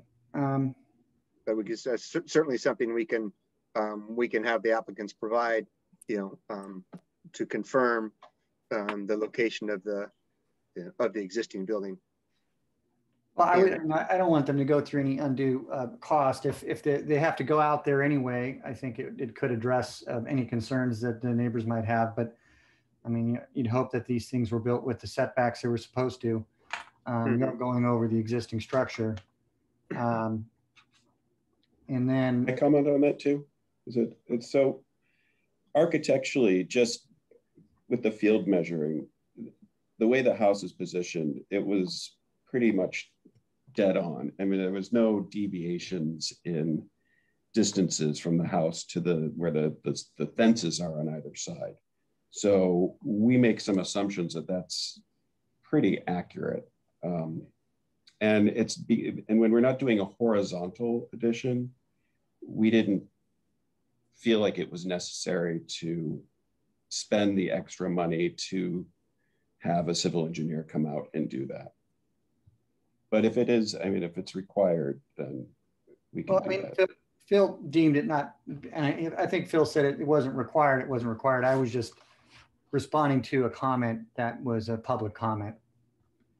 But that's part of Phil's analysis of what's required for the application, I believe.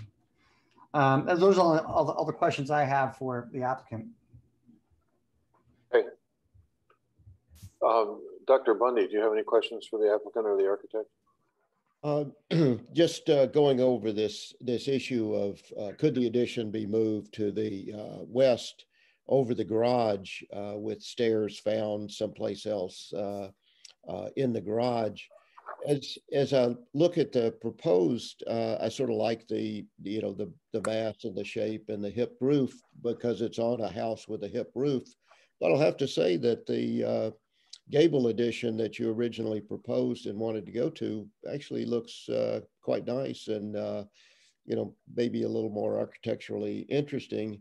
And if it was conceivable that it could be put on the west side of the house, perhaps you could go back to that gable and retrieve that if it wasn't too big an impact on the resident of number 9. I know she has, there's high vegetation on her fence, which is on the east side of her property next to number 13. So I don't know if that would, screen out, this addition anyway, but just thinking of Mrs. Clove's offer to have architect, Mr. Rex meet to discuss this, is there anything that potentially you feel would be beneficial by reworking this as a the gable that you had already looked at. Matt? Again, I think the challenge is going to be in that location of the stairway without having significant impacts on the lower level. Again, the flipping it and having to have the stairway on the west side of the living room is definitely going to really be a harsh impact on the living room. And the other concern too is the stacking of the plumbing again and keeping the bathrooms and the living and the bedrooms on that stacked level. I mean, it's typically the way hotels are done. It's, you know, you find that common line, and it's the way architecture is planned out. Typically, when you have to switch them over to other sides, it's softening, it's slope lines, plumbing slope lines, and stuff like that become an issue. So it's challenging. Understand. Okay, thank you, Bob. Is that what you have for the architect at the moment? Yes. Okay. Margaret, do you have any questions? I was wondering, and I don't know about the space that's going on there, but did anyone consider just an ADU? The yard is already pretty small, and adding an ADU, even if it's around 800 square feet, I think they would lose quite a bit of the backyard. And having a small family, I think it's pretty important to the Dells to probably maintain as much green space as they can. That's another point too, is that green space is desired in any type of architectural construction. And putting an ADU in something, you're going to lose a lot of landscaping. They take up a footprint in the backyard, and there's positives to having them, but there's negatives as well.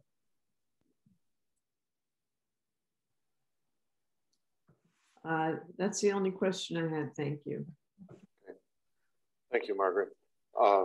Phyllis, do you have any questions for the architect? Yes, I do. Looking at the plans at A105, you want to turn to that in your set, which is the construction of the second story. Okay. In examining it, and I agree with you 100% about stacking plumbing, you don't want to get that started if you don't have to. I am looking at the stairs, where they are existing, and when you get to the top, to the left of the linen closet is the attic. There is a door to the attic. I think the main problem with this design as it now stands, as far as the Scove home is concerned, is the craft room. I don't know why they want this extra room or what they're really going to do with it, and that's not my business. But if they have to have this extra room, in getting rid of the craft room where it is and putting it where the attic is, it would be a smaller room. But the setback would be enough that it would not be interfering to the current degree with the view, privacy, or light of the Scove home. And I want to know if you've considered it, if you're willing to consider it, because looking at the photographs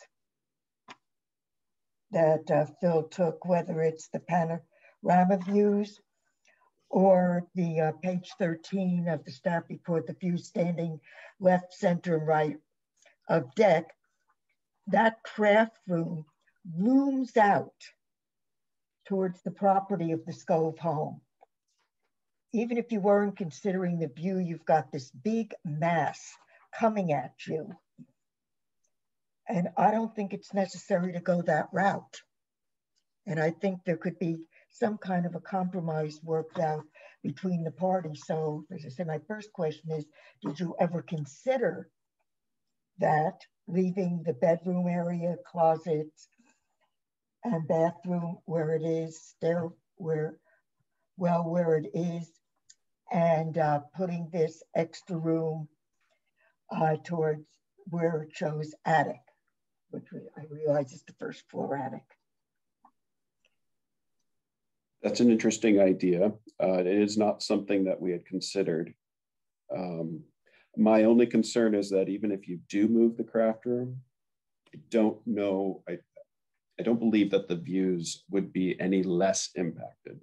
I think that that structure is there, no matter where you are, it's still going to have an impact on the views. Hard to say, but excuse me, it will impact the view. I'm not saying it's going to be the same as it is now, and I don't think anybody should expect it to be.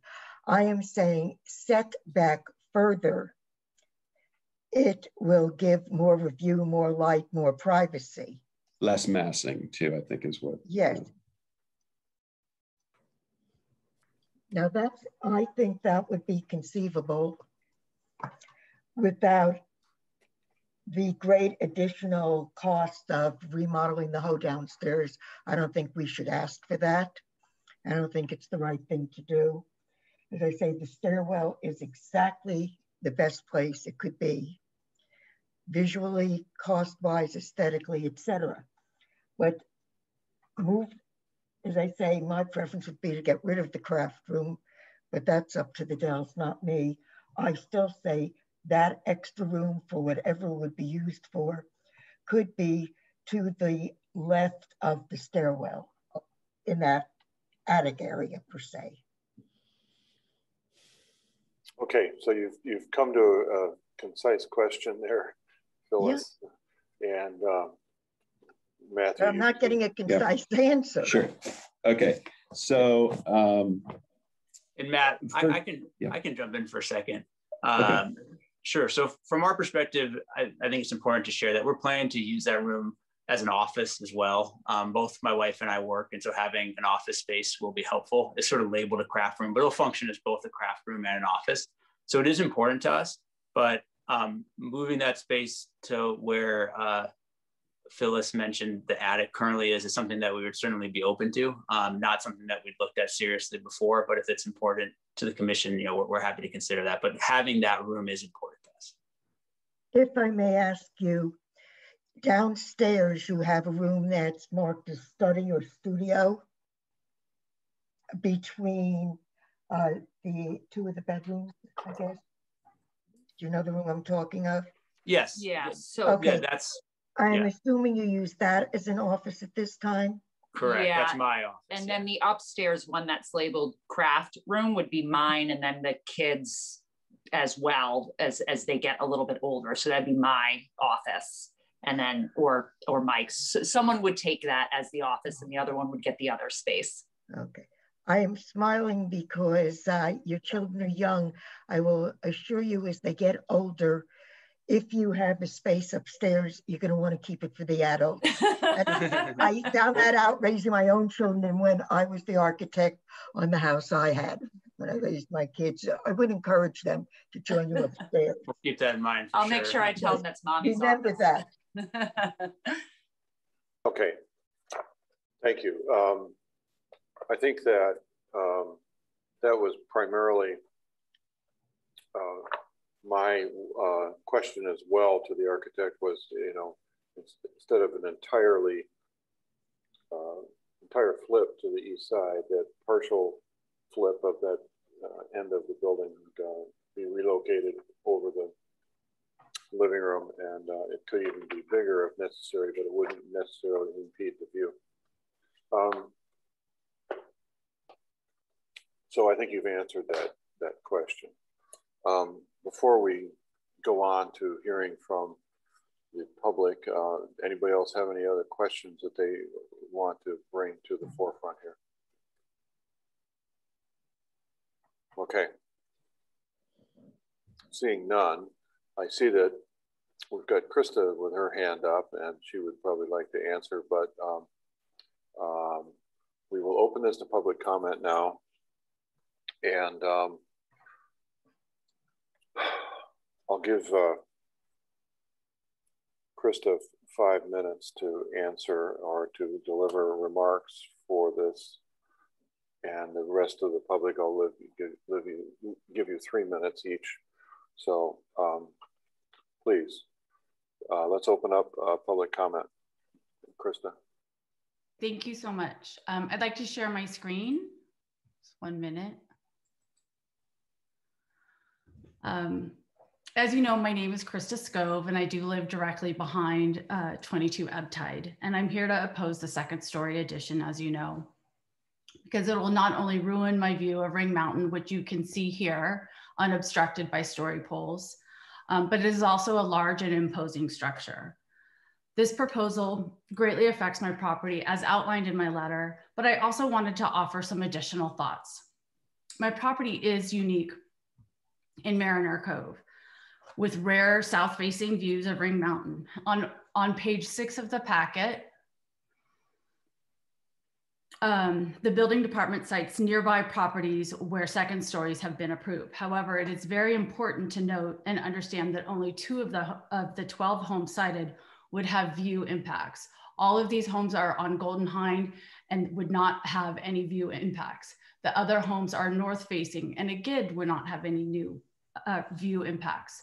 This home, the 18 Uptide Passage, was built over 15 years ago from a very prominent Marin family. So I'm not sure of the approval process, but it was a very long time ago. This home is I think was recently approved. So this would be the only like home. This home here is next to the cove. So again, no view impact would be considered. So I feel like my home and my view is very unique in this neighborhood. In addition, once the story poles went up, it became clear that this structure is very large and imposing. The mass of the structure overwhelms my backyard and every window of my main living space, as you can see here in my living room with lovely views here and the structure here. It completely overpowers my backyard. As noted in the packet, the Dell's lot size is smaller than normal, and the structure doesn't appear to be set back as it should be. This addition as planned impedes my ability to enjoy my home, and more importantly, more importantly, every main living space of my home. I'm very empathetic to the Dell's need for more space, and I don't oppose additions or second stories so long as they don't significantly adversely impact my property. I acknowledge that the Dells changed the roof design in an attempt to preserve my view, but the modifications do not address the issue in any way. I am requesting that the Planning Commission allow for more time to work on a solution that is equitable to both parties. This is a permanent and detrimental change to my property and my property value, and it's important that we take the time necessary to find a solution. It's difficult to understand how that this particular design could be the only solution. I've consulted, as you know, with another architect, and he feels that there are a variety of modifications that could be made to create a win-win situation for both parties. I also want to point out another reason why the Dells may not want to explore building on the west side. There is a very unsightly telephone pole that would obstruct their view. And I understand that there are complex issues in designing an addition, and this was not the only reason, but I did think it was worth noting. The Dells have cited concerns about timing and costs. And again, I'm very sympathetic to this need, and I'm willing to invest in this exploration. I'm open to discussing an agreement on how I can contribute to cost from an expert to thoroughly explore alternatives. Obviously, we would need to come up with an agreement on how to do this, but I believe this really demonstrates my desire to find a solution that meets both our needs. My preference is to explore options that move the building to the middle or west side that would maintain partial views and the openness I currently enjoy. Having two second-story homes in my backyard would completely box me in, especially with the positioning of the current build. But we need more time to find solutions that minimize this immense negative impact on my property. I thank you for your time and your consideration. And I know we're all passionate about this project. And I do, you know, the Dells are lovely people. My daughter used to babysit for them. This is not, you know, neighbor against neighbor. This is truly, I think, both of us wanting to find a solution that works for everyone. Thank you. Thank you, Krista. All right, so this is open public comment time. So do we have any hands up, Tracy? We do. We have several hands up. I'll start with Mr. Brody, Alfie Brody. I'm going to allow you to talk and you'll need to unmute yourself. Go ahead. Hello, thank you, Commission. Thanks for letting me speak. My name is Alfie Brody and my family and I live down the street from the Dells at 6 Ed Tide Passage. We received a notice from the planning department regarding this addition and have known the Dells since we moved into the neighborhood in 2016. We've reviewed the plans for the addition and are very supportive of the project. The plans look reasonable and consistent with other second-story homes that we see currently in the neighborhood and ones under construction.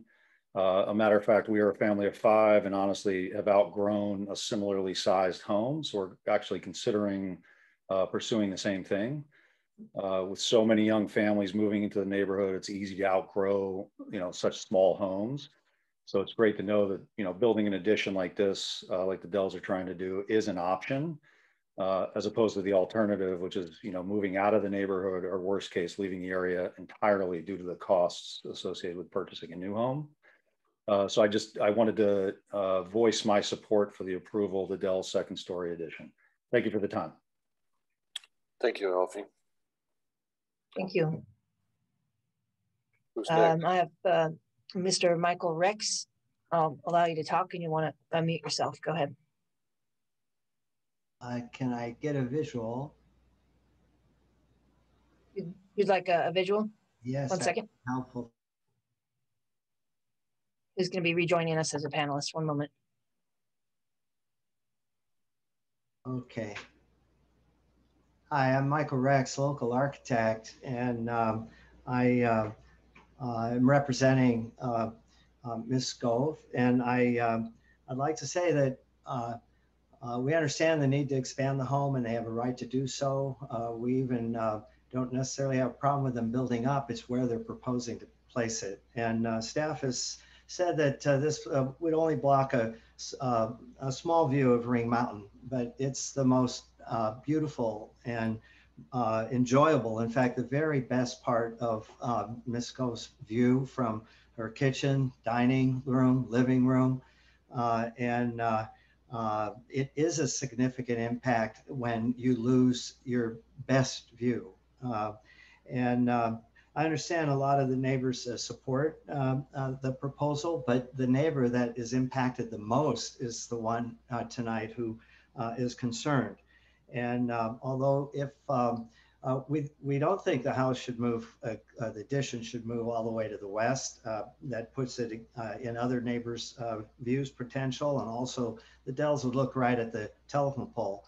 But it can move and it should move more to the center where it'll look better and be better balanced with the house. And doing so would actually even help the neighbor to the east at 26, because even though they support it, it zooms over their backyard and steals some of their west light. So 2 neighbors win with a revision.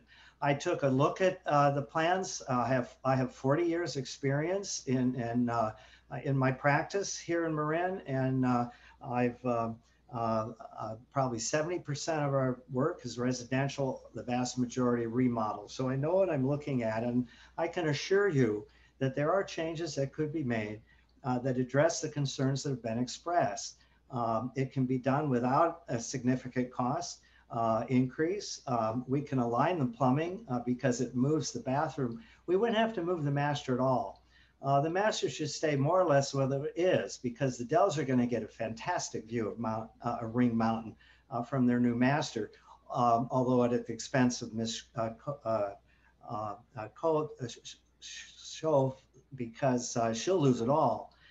But what we simply really need to do is move the master bath over to the other side of the master bedroom. And that can be done without moving the stairs. In fact, I can show Matt and the Dells where that stair can have a slight shift where their living room actually gets, it remains the same size. Right now where the stair is, the living room is getting smaller. And the plumbing can be aligned. What we need is the time to collaborate. I would welcome the opportunity to sit down with Matt and the Dells, and we can find the optimum solution. There will be a small delay, but versus a permanent negative impact. And we asked the Dells if they would continue for a short period of time to allow us this opportunity to brainstorm win-win solutions. And I appreciate that they'd like to know where they stand with you. But being that we don't have a choice, we now ask that you request a continuance to give us that opportunity for all concerned. Thank you. Thank you. Next, Tracy. Yes, thank you, Peter. Next, I have Mr. Michael Bryant. I allowed you to talk. You just want to unmute yourself and go right ahead. Okay, can you hear me? Yes. Yes. Okay, my name is Michael Bryant. I'm Krista Scove's brother. I'm an attorney as well, but I don't really practice in this area. I just would like to make a quick comment regarding the standard that Corte Madera has for protection of views that we're dealing with here. Agreed, there is some subjectivity in this standard. However, it is in fact pretty clear. It's Municipal Code 18.30.070. And pursuant to that, the commission is supposed to make a finding that this project does not significantly and adversely affect the views, sunlight, or privacy of any nearby residences. Now you apply that here and you look at the story polls, and this project will in fact completely block out Krista's view of Ring Mountain. So yes, there's a subjective component, but looking at the situation objectively, it seems there's a very good argument that that's a finding that cannot be made. And that's all I have. Thank you very much. Thank you. Now we have Mr. David Mcpherson. Go ahead, David. So before my time begins, if I can ask Mr. Boyle to pull up, I think it's page 3 of the report, which shows the homes within 650 feet of the application. And while Phil is doing that, I have 4 points. First of all, Phil Boyle and the planning department, once again, has done a very professional and thorough job. However, I just simply disagree with the approval of the second story as it's configured. If I lived in the Scobb family home, I would be devastated, really just so severely impacted by this second story that I would consider leaving the community. It's just simply too big. It's simply too bulky. The mass is too much. The story polls demonstrate that mass clearly, while the architectural renderings don't. And from my perspective, the story polls make it look as if the second story has no setback. I mean, it's just simply too big. Then I think my argument would be that this community, second stories are not typical in the sense that what we're dealing with 29 Ebb Tide Passage and the Scobb family home. There are 200 homes on the screen that we're looking at right now. And of those 200 homes, 12 have second stories. But 9 of those homes are on the bay side on Golden Hind Passage. And so by design and definition, those are on the bay side and don't impact their neighbors.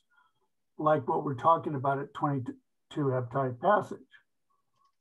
So that leaves us with 3 homes out of 200 that are similar to the applicant and the Scaw family home, except that the home at the bottom at 29, whatever that's called, I don't know that I recognize is directly adjacent to the Cove School. So it has all this open space around it. It doesn't impact views. So the commission has to consider this. This is really unusual. This community of 200 homes has 2 homes, right? Which is 1%. So 99% of these homes don't have second stories, and 1% at 18 Eptide Passage, Eptide, and the other at Tradewind Passage have second stories. So this is this is very unusual. It's 99% of the homes don't have second stories, and 1% of the homes do. Final point, listen. The Dell family submitted a letter which shows that their sole motivation really is for a temporary relocation of their elderly relative to Corte Madera from the East Coast, which everyone agrees is very noble. But at the end of the day, that motivation should not occur by imposing upon the Scaw family's homes. So all I want to say is the parties, the architects, the commission need to come up with a better solution so that we don't have the current dispute. Thank you.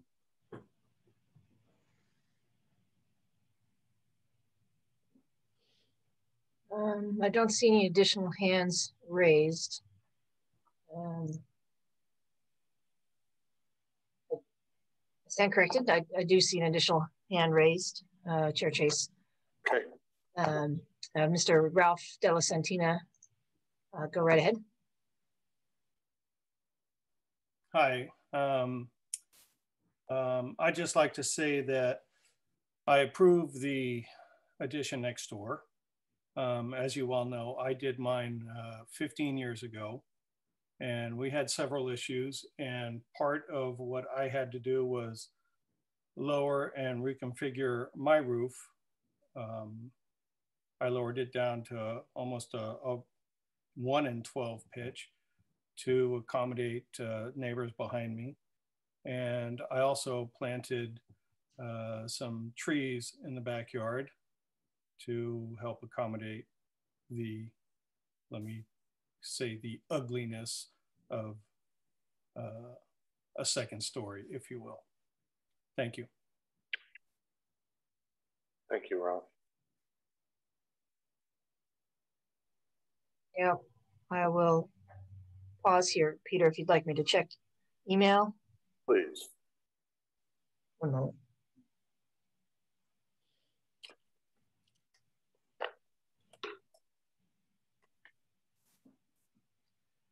I do not find any comments submitted via email.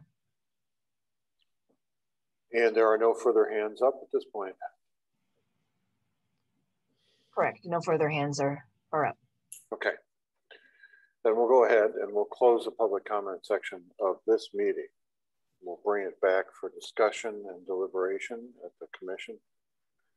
Phil, do you want to close your screen off? There we go. Thank you. Peter, could we just take a 2 or 3 minute break, a 5-minute break to stretch our legs for a minute? Absolutely. Yeah, let's take a 5-minute break. We'll reconvene here at 9:20. So I see the other attendees are all muted and so forth, which is fine. We've got Tracy who's with us in the background. So this is a difficult issue before us tonight. What we've heard is some commentary about possible solutions and that we're all thinking about some possible solutions, it appears. In any case, I'm going to start with the commissioners to talk about the quandary or the issues that they see. And I'm not, unless you have a position that you're willing to declare right off the gate, that'd be great. But I think we have some things to discuss. So with that said, Margaret, I'd like to start with you.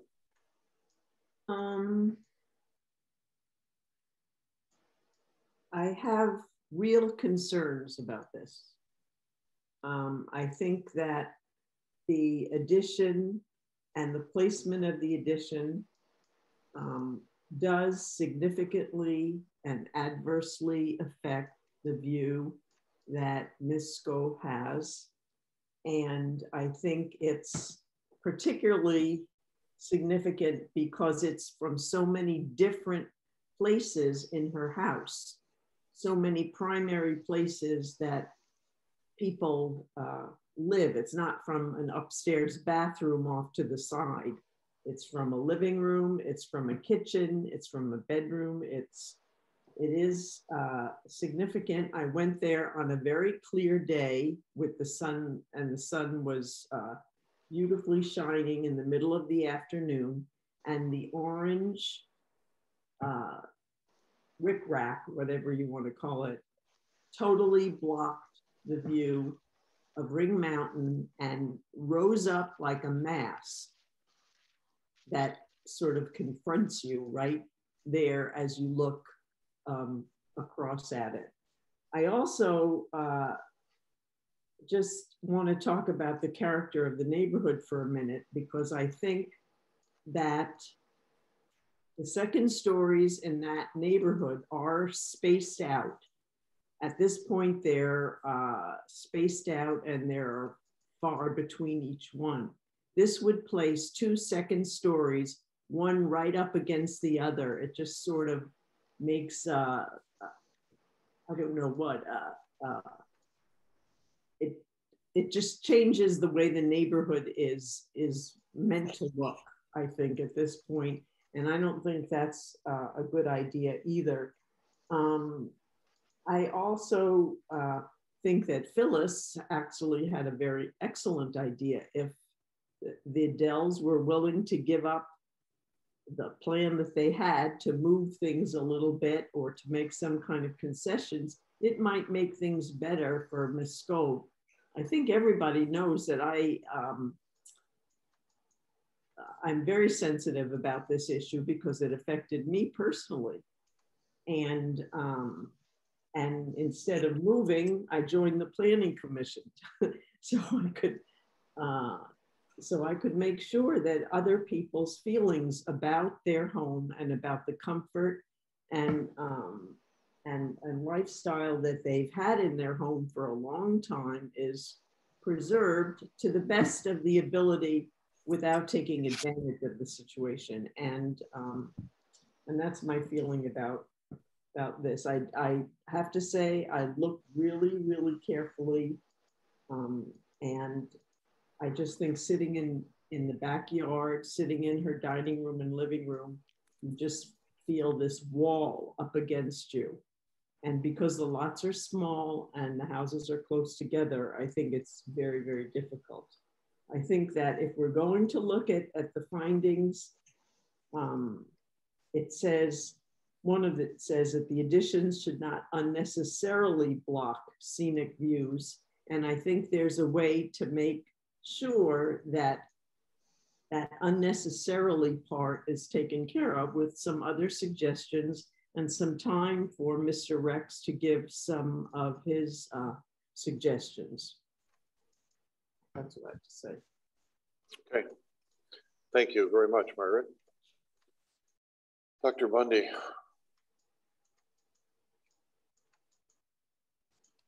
You're muted. You're muted, Bob.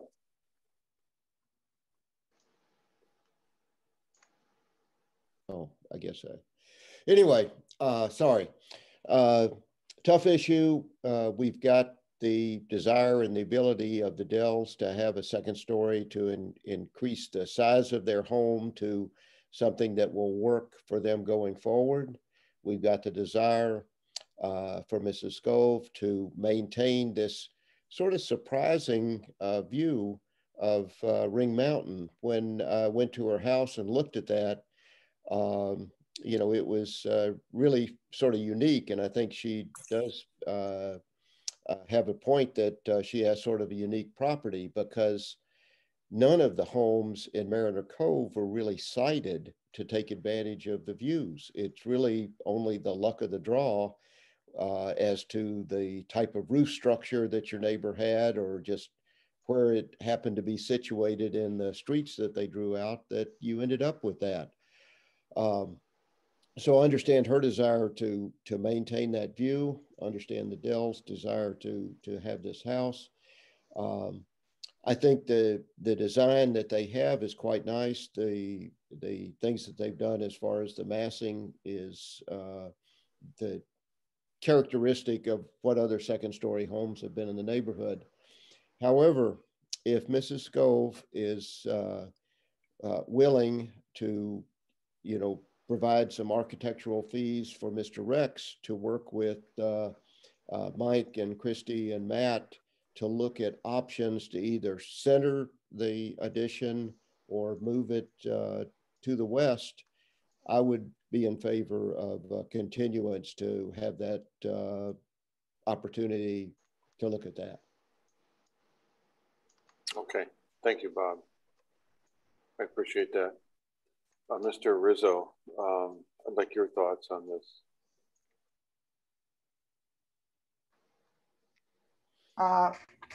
First, I'd like to thank Phil and the Dells and their architect for all the hard work. I know it takes a lot to put these presentations together. I truly believe half the battle of just agreeing to have a second story with the amount of square footage that we're talking about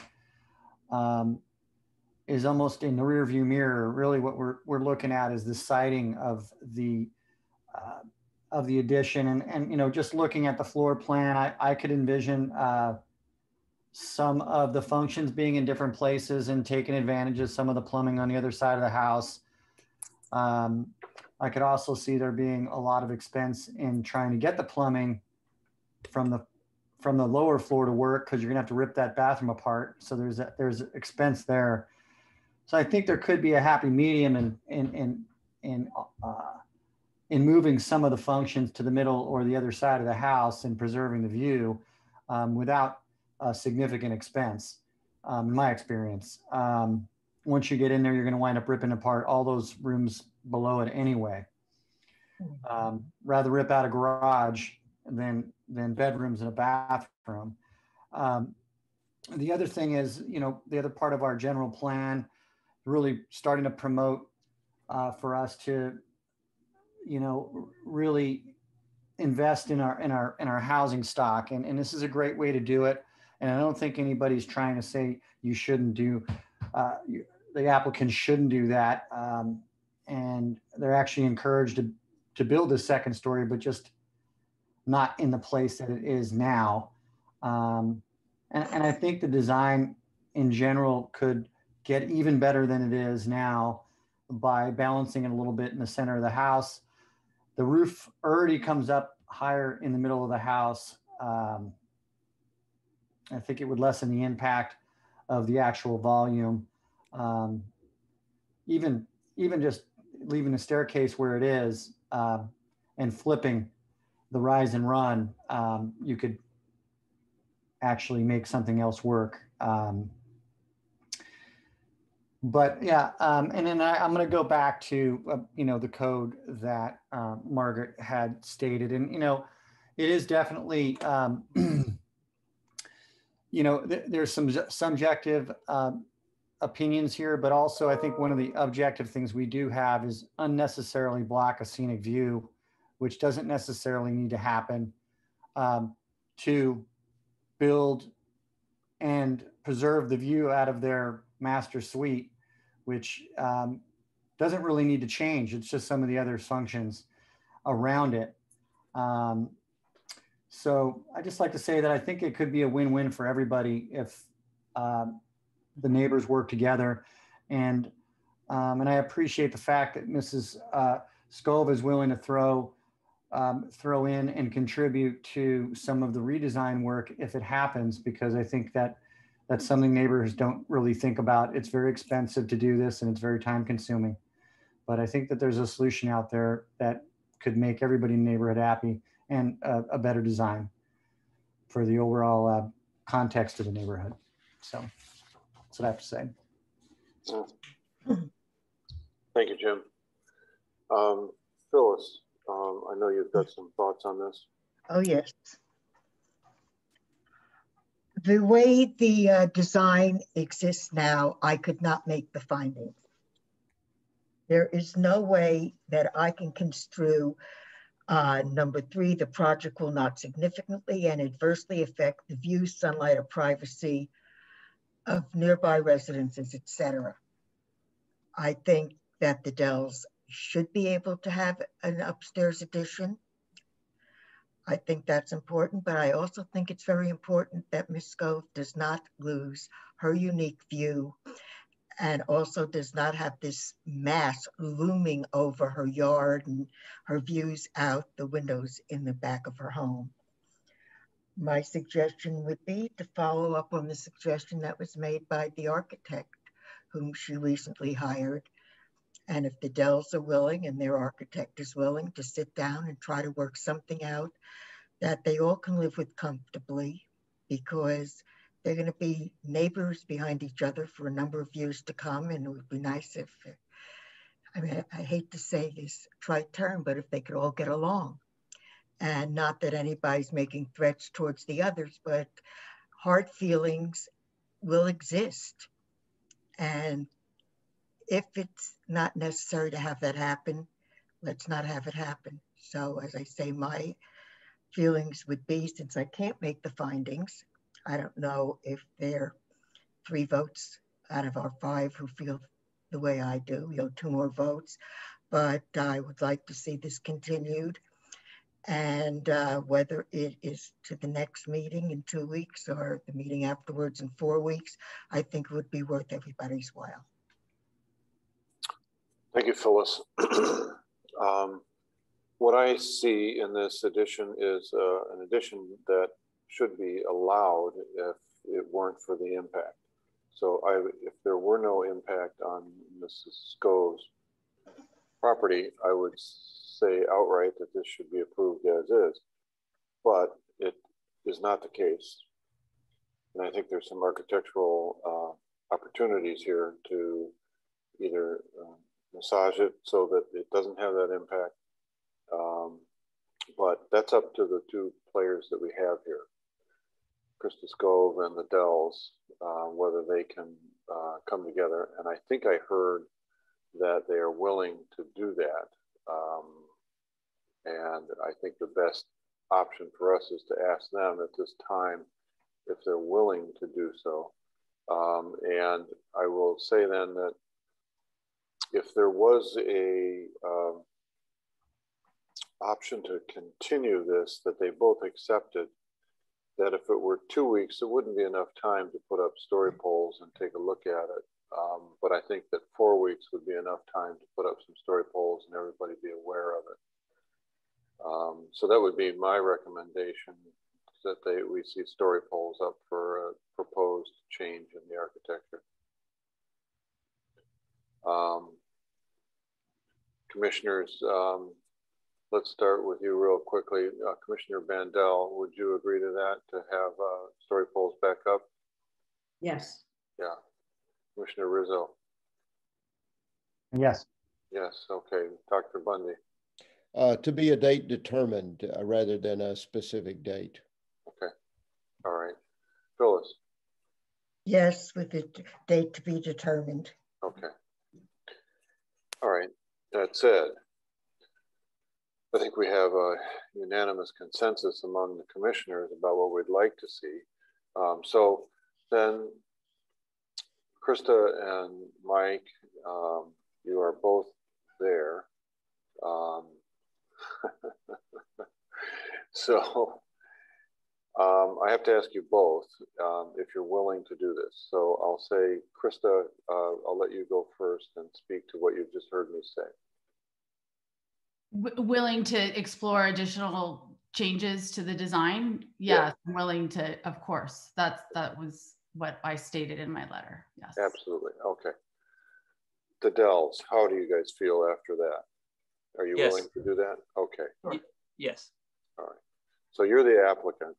You get to say whether it's as you heard two commissioners say, and I would support it to be a date to be determined, so that you're able to go through this process in a reasonable pace without feeling like you're under significant pressure, and to then notice the story polls. I don't know what your timeline is, but you go ahead and tell us what you feel like. So from our perspective, we would like to move quickly from a timing perspective. So I think having Matt work with Krista's architect, as soon as practicable to try to come up with a mutually agreeable design would be preferable. But I think leaving it as you described as to a date to be determined sounds great. But I just wanted to let the commission know that we would like to move as quickly as feasible, because it's obviously been a process to date, and we'd like to have a plan as soon as we can. Yeah. Adam, so in terms of getting public notice for this, I don't know what's coming up down the pike on. Yeah, just from a scheduling standpoint, one thing that may be helpful is that we have an extra week in March. So actually the second meeting would be 5 weeks from now, rather than 4, the typical 4. And we are planning a sort of a large meeting in April with the Planning Commission that is going to take one of the meetings, but we'll figure that out. I certainly, if the two, both Ms. Skov and the Dells are ready to come back to the commission and get this going, we'll do that as soon as they are ready to do so, just understanding the process that has they've both gone through and the Dells have gone through to this point to get in front of the commission, and wanting to get some decision on that as soon as possible. So we'll be accommodating. It's more of a sort of when everyone's ready to do so. I think leaving it as a date to be determined is fine. But if 5 weeks seems like a reasonable time as well, sometimes that's helpful just to put the date out there. Absolutely. Phyllis? Yes, I was just wondering how much of the process has to be redone. Obviously, the story polls. Yeah. What about notifying the other neighbors and getting their consent? Is that also done? Yep. Well, yeah, absolutely. And that's one of the things to consider. Well, I mean, there is the notification, but. Yes. Yeah. Well, and that's the thing, so once something shifts, then you're going to have, you do want to reach out to neighbors again, but that can be done in a condensed manner. You probably don't do it until you actually see story polls go up. So story poll requirement, Phil, it's 2 weeks ahead of the hearing. And that's would be the time when I think they would do additional outreach. Okay. So what that would result in is a 3-week time period to come to an agreement. Yeah, I think tentatively putting us on the calendar for 5 weeks from now seems feasible from my perspective. Okay, Krista? Yeah, I don't have any architectural background or have never done any sort of remodel, so I don't know, but that sounds reasonable. Okay. And Matthew, you're on screen there. Yes, I think it's feasible on my end. Okay. There is quite a bit of work that does need to be done, both in plans. All of the drawings would need to be revised. I'm assuming we're going to want to see this in 3D again during the presentation. So there is quite a bit of work that would need to be regenerated. So just keep that in mind as the time that's required for that. Okay. That's great. So I'm glad we've got all players sort of saying yay to this. So Adam, do you want a motion for us to say do a date be continued on this? Yeah, I think a motion by one of the planning commissioners to continue, and then a second, and we'll take a roll call with that. And Great. if you want to do to the date certain, that's fine with me. It's just, I'm not sure where you landed on that exactly. Well, I think that at this moment, I would say a date to be determined, TBD. Okay. Okay, I'll make the motion that this application be continued until a date certain. Do we have a second there? I'll second that. Okay, thank you, Bob. Okay, let's do a quick roll call. We'll do Commissioner Bundy. Yes. Commissioner Bandel. Yes. Commissioner Rizzo. Yes. Vice Chair Metcalf. Yes. And Chairman Chase. Yes. Okay. All right. I would very much like to thank both the Dells and Krista Skov for coming to the table in this manner. I think it's unusual, and I very much appreciate that you guys have both agreed to do that. Thank you very much. Thank you. I appreciate you hearing my opposition and understanding the problem. So I really appreciate it. Thank you. It's great. Okay, thank you. Thank you. Thank you very much. We'll conclude this section of the hearing. 22 ebb tide passages to a date certain. We will now move on to reports and announcements and requests. So commissioners, we have 1 or 2 council meetings to report on. Peter, I went to the town council, or I Zoomed the town council on March 2nd. There were a number, it was a fairly short meeting. One of the things that they talked about was approving the 2 civil grand jury reports that came out. One was about gun safety in Marin County, and the other was interesting for Corte Madera because it was, well, the title of the report was called Roadblocks to Safer Evacuation in Marin County, and it was talking about different choke point, they called it choke points, that would interfere with people being evacuated, and they talked about how this would be or Todd talked about how this would be a town priority. They were first thinking about putting up signage and possibly a siren, but at this point, they're not talking about any infrastructure improvements like road widening or anything that would be that kind of expense. They also talked about, they rediscussed or continued the discussion on the changing the general municipal elections. They talked, there was a fairly long discussion with a lot of community support for the asking, and they passed it, to have multi-unit residents be 100% smoke-free. And that apparently is a very popular idea, especially amongst, there were a number of younger participants, high school kids, who participated in that discussion, which was nice to see.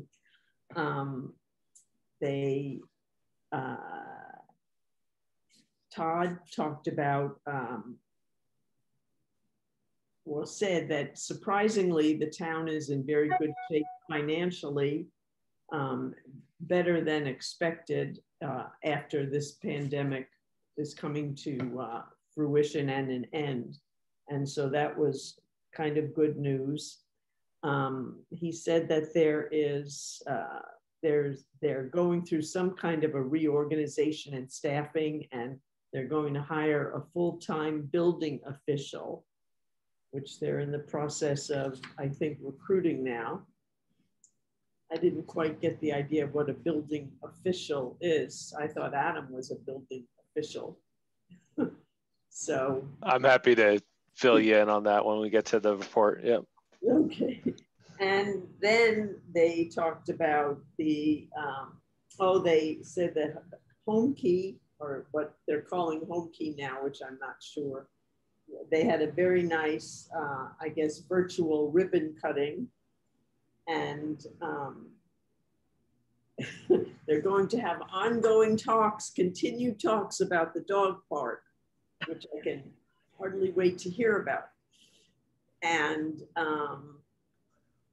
then they talked about the applications for the upcoming position vacancy on the town council. And so far there are 11 applicants for that position. And I think actually now all the applications and resumes are online now if anybody wants to see it. Oh, one thing about the dog park, which everyone has to be aware of, there has been a problem of muddiness.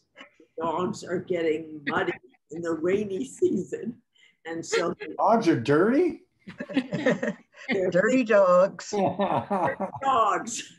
And so they're talking about this, putting down either synthetic grass or bark so that the dogs don't bring home the dirt. And that's my report.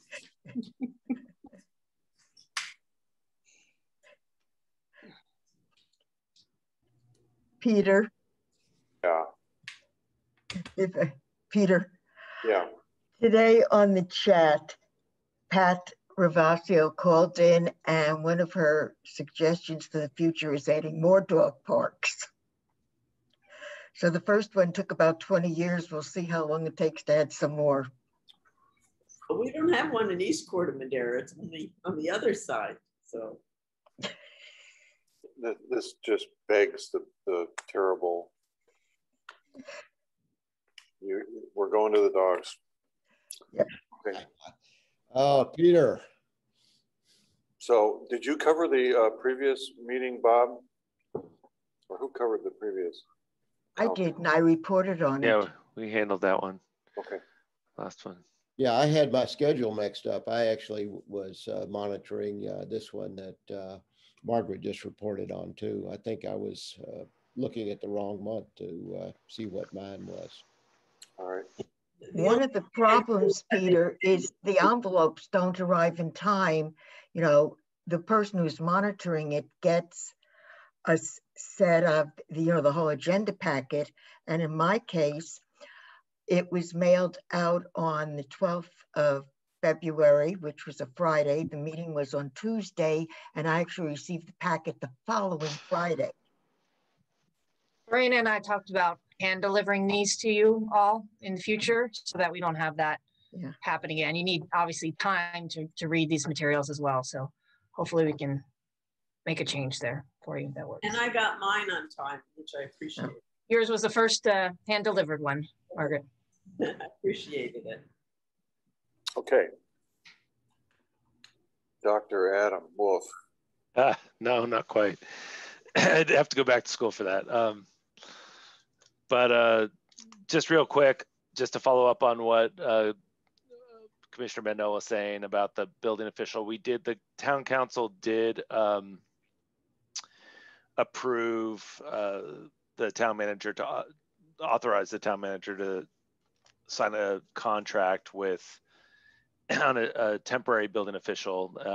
His name is Thomas Aaron. So Brian Fenty, as I'm sure many of you know, has done a lot of great work over the last, it's almost 5 years now with the town as the chief building official. And Margaret, the chief building official, has just got a lot more construction related experience than I do.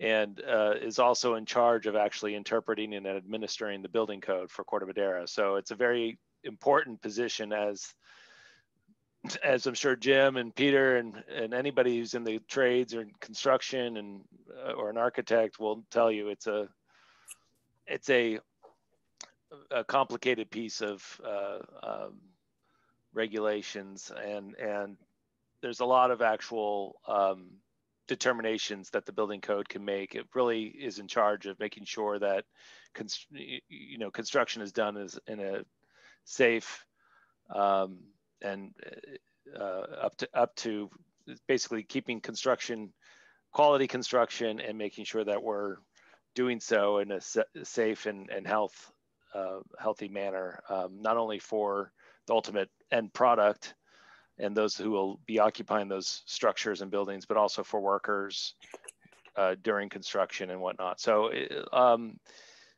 and it's a key position in my department, frankly, to help with those a lot of the decision making and management of the department. So, anyways, so we're transitioning. Brian will be resigning early April, and the new building official on a temporary basis will be Thomas Ahrens.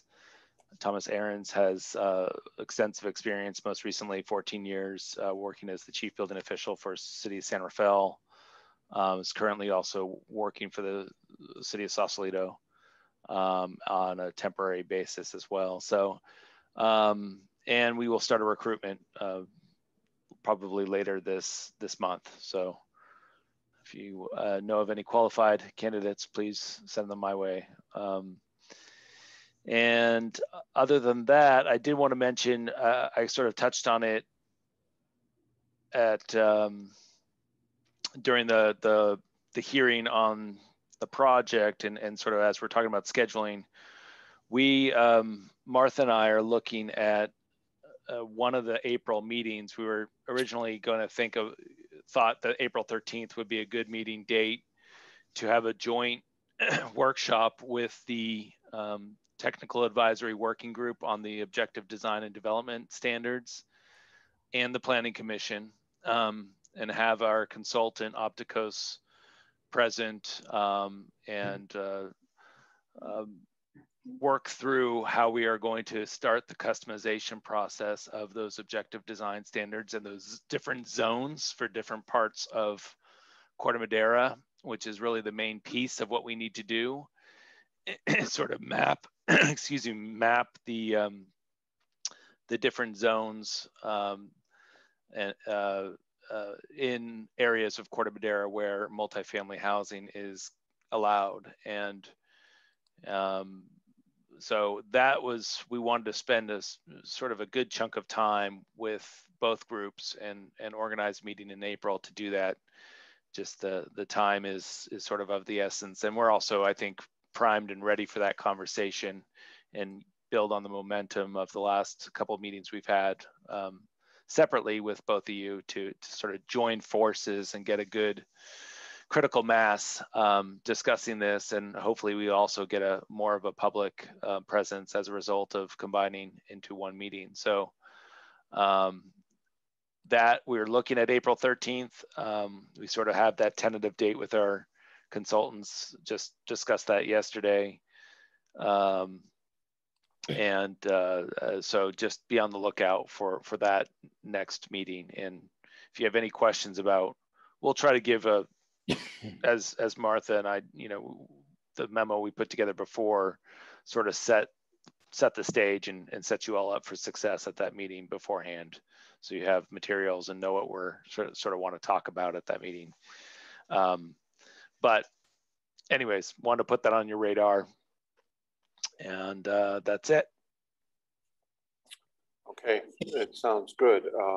I'm sorry to see Mr. Fenty retire, or whatever he's doing. I don't know what he's doing. So next we can approve the minutes, unless anybody has anything else they want to talk about, tentative agenda, or what Adam just proposed. Peter, I would just like to ask Adam to send us out that staff report about views, as well as the date of the meeting that we had. I remember a long-ranging discussion, but I really need to review it. So. Yeah, that's actually, I meant to mention that as well. I'll send you the staff report, and then yes, the minutes and the video itself, I think, is worthwhile reviewing that discussion that the council had with staff. So thank you. Absolutely. Yes, I will do so. I'll do it right now. Well, The lights have gone out in my office, so it's time to end the meeting. With that said, we will adjourn this meeting for the 9th of March. Thank you very much. Approve the minutes. Oh, forgot. Yes. Didn't get a vote. Phil, you have your hand up. He was waving goodbye, I think. Oh, waving goodbye. I was waving goodbye. Yes. So do we approve the minutes? Move to approve. All in favor? Aye. All in favor? Aye. Aye. All right. 10 o'clock on the dot. Good job. Thank you. Good night, everybody. Good night. Thank you all. And Well good night. done. Well done.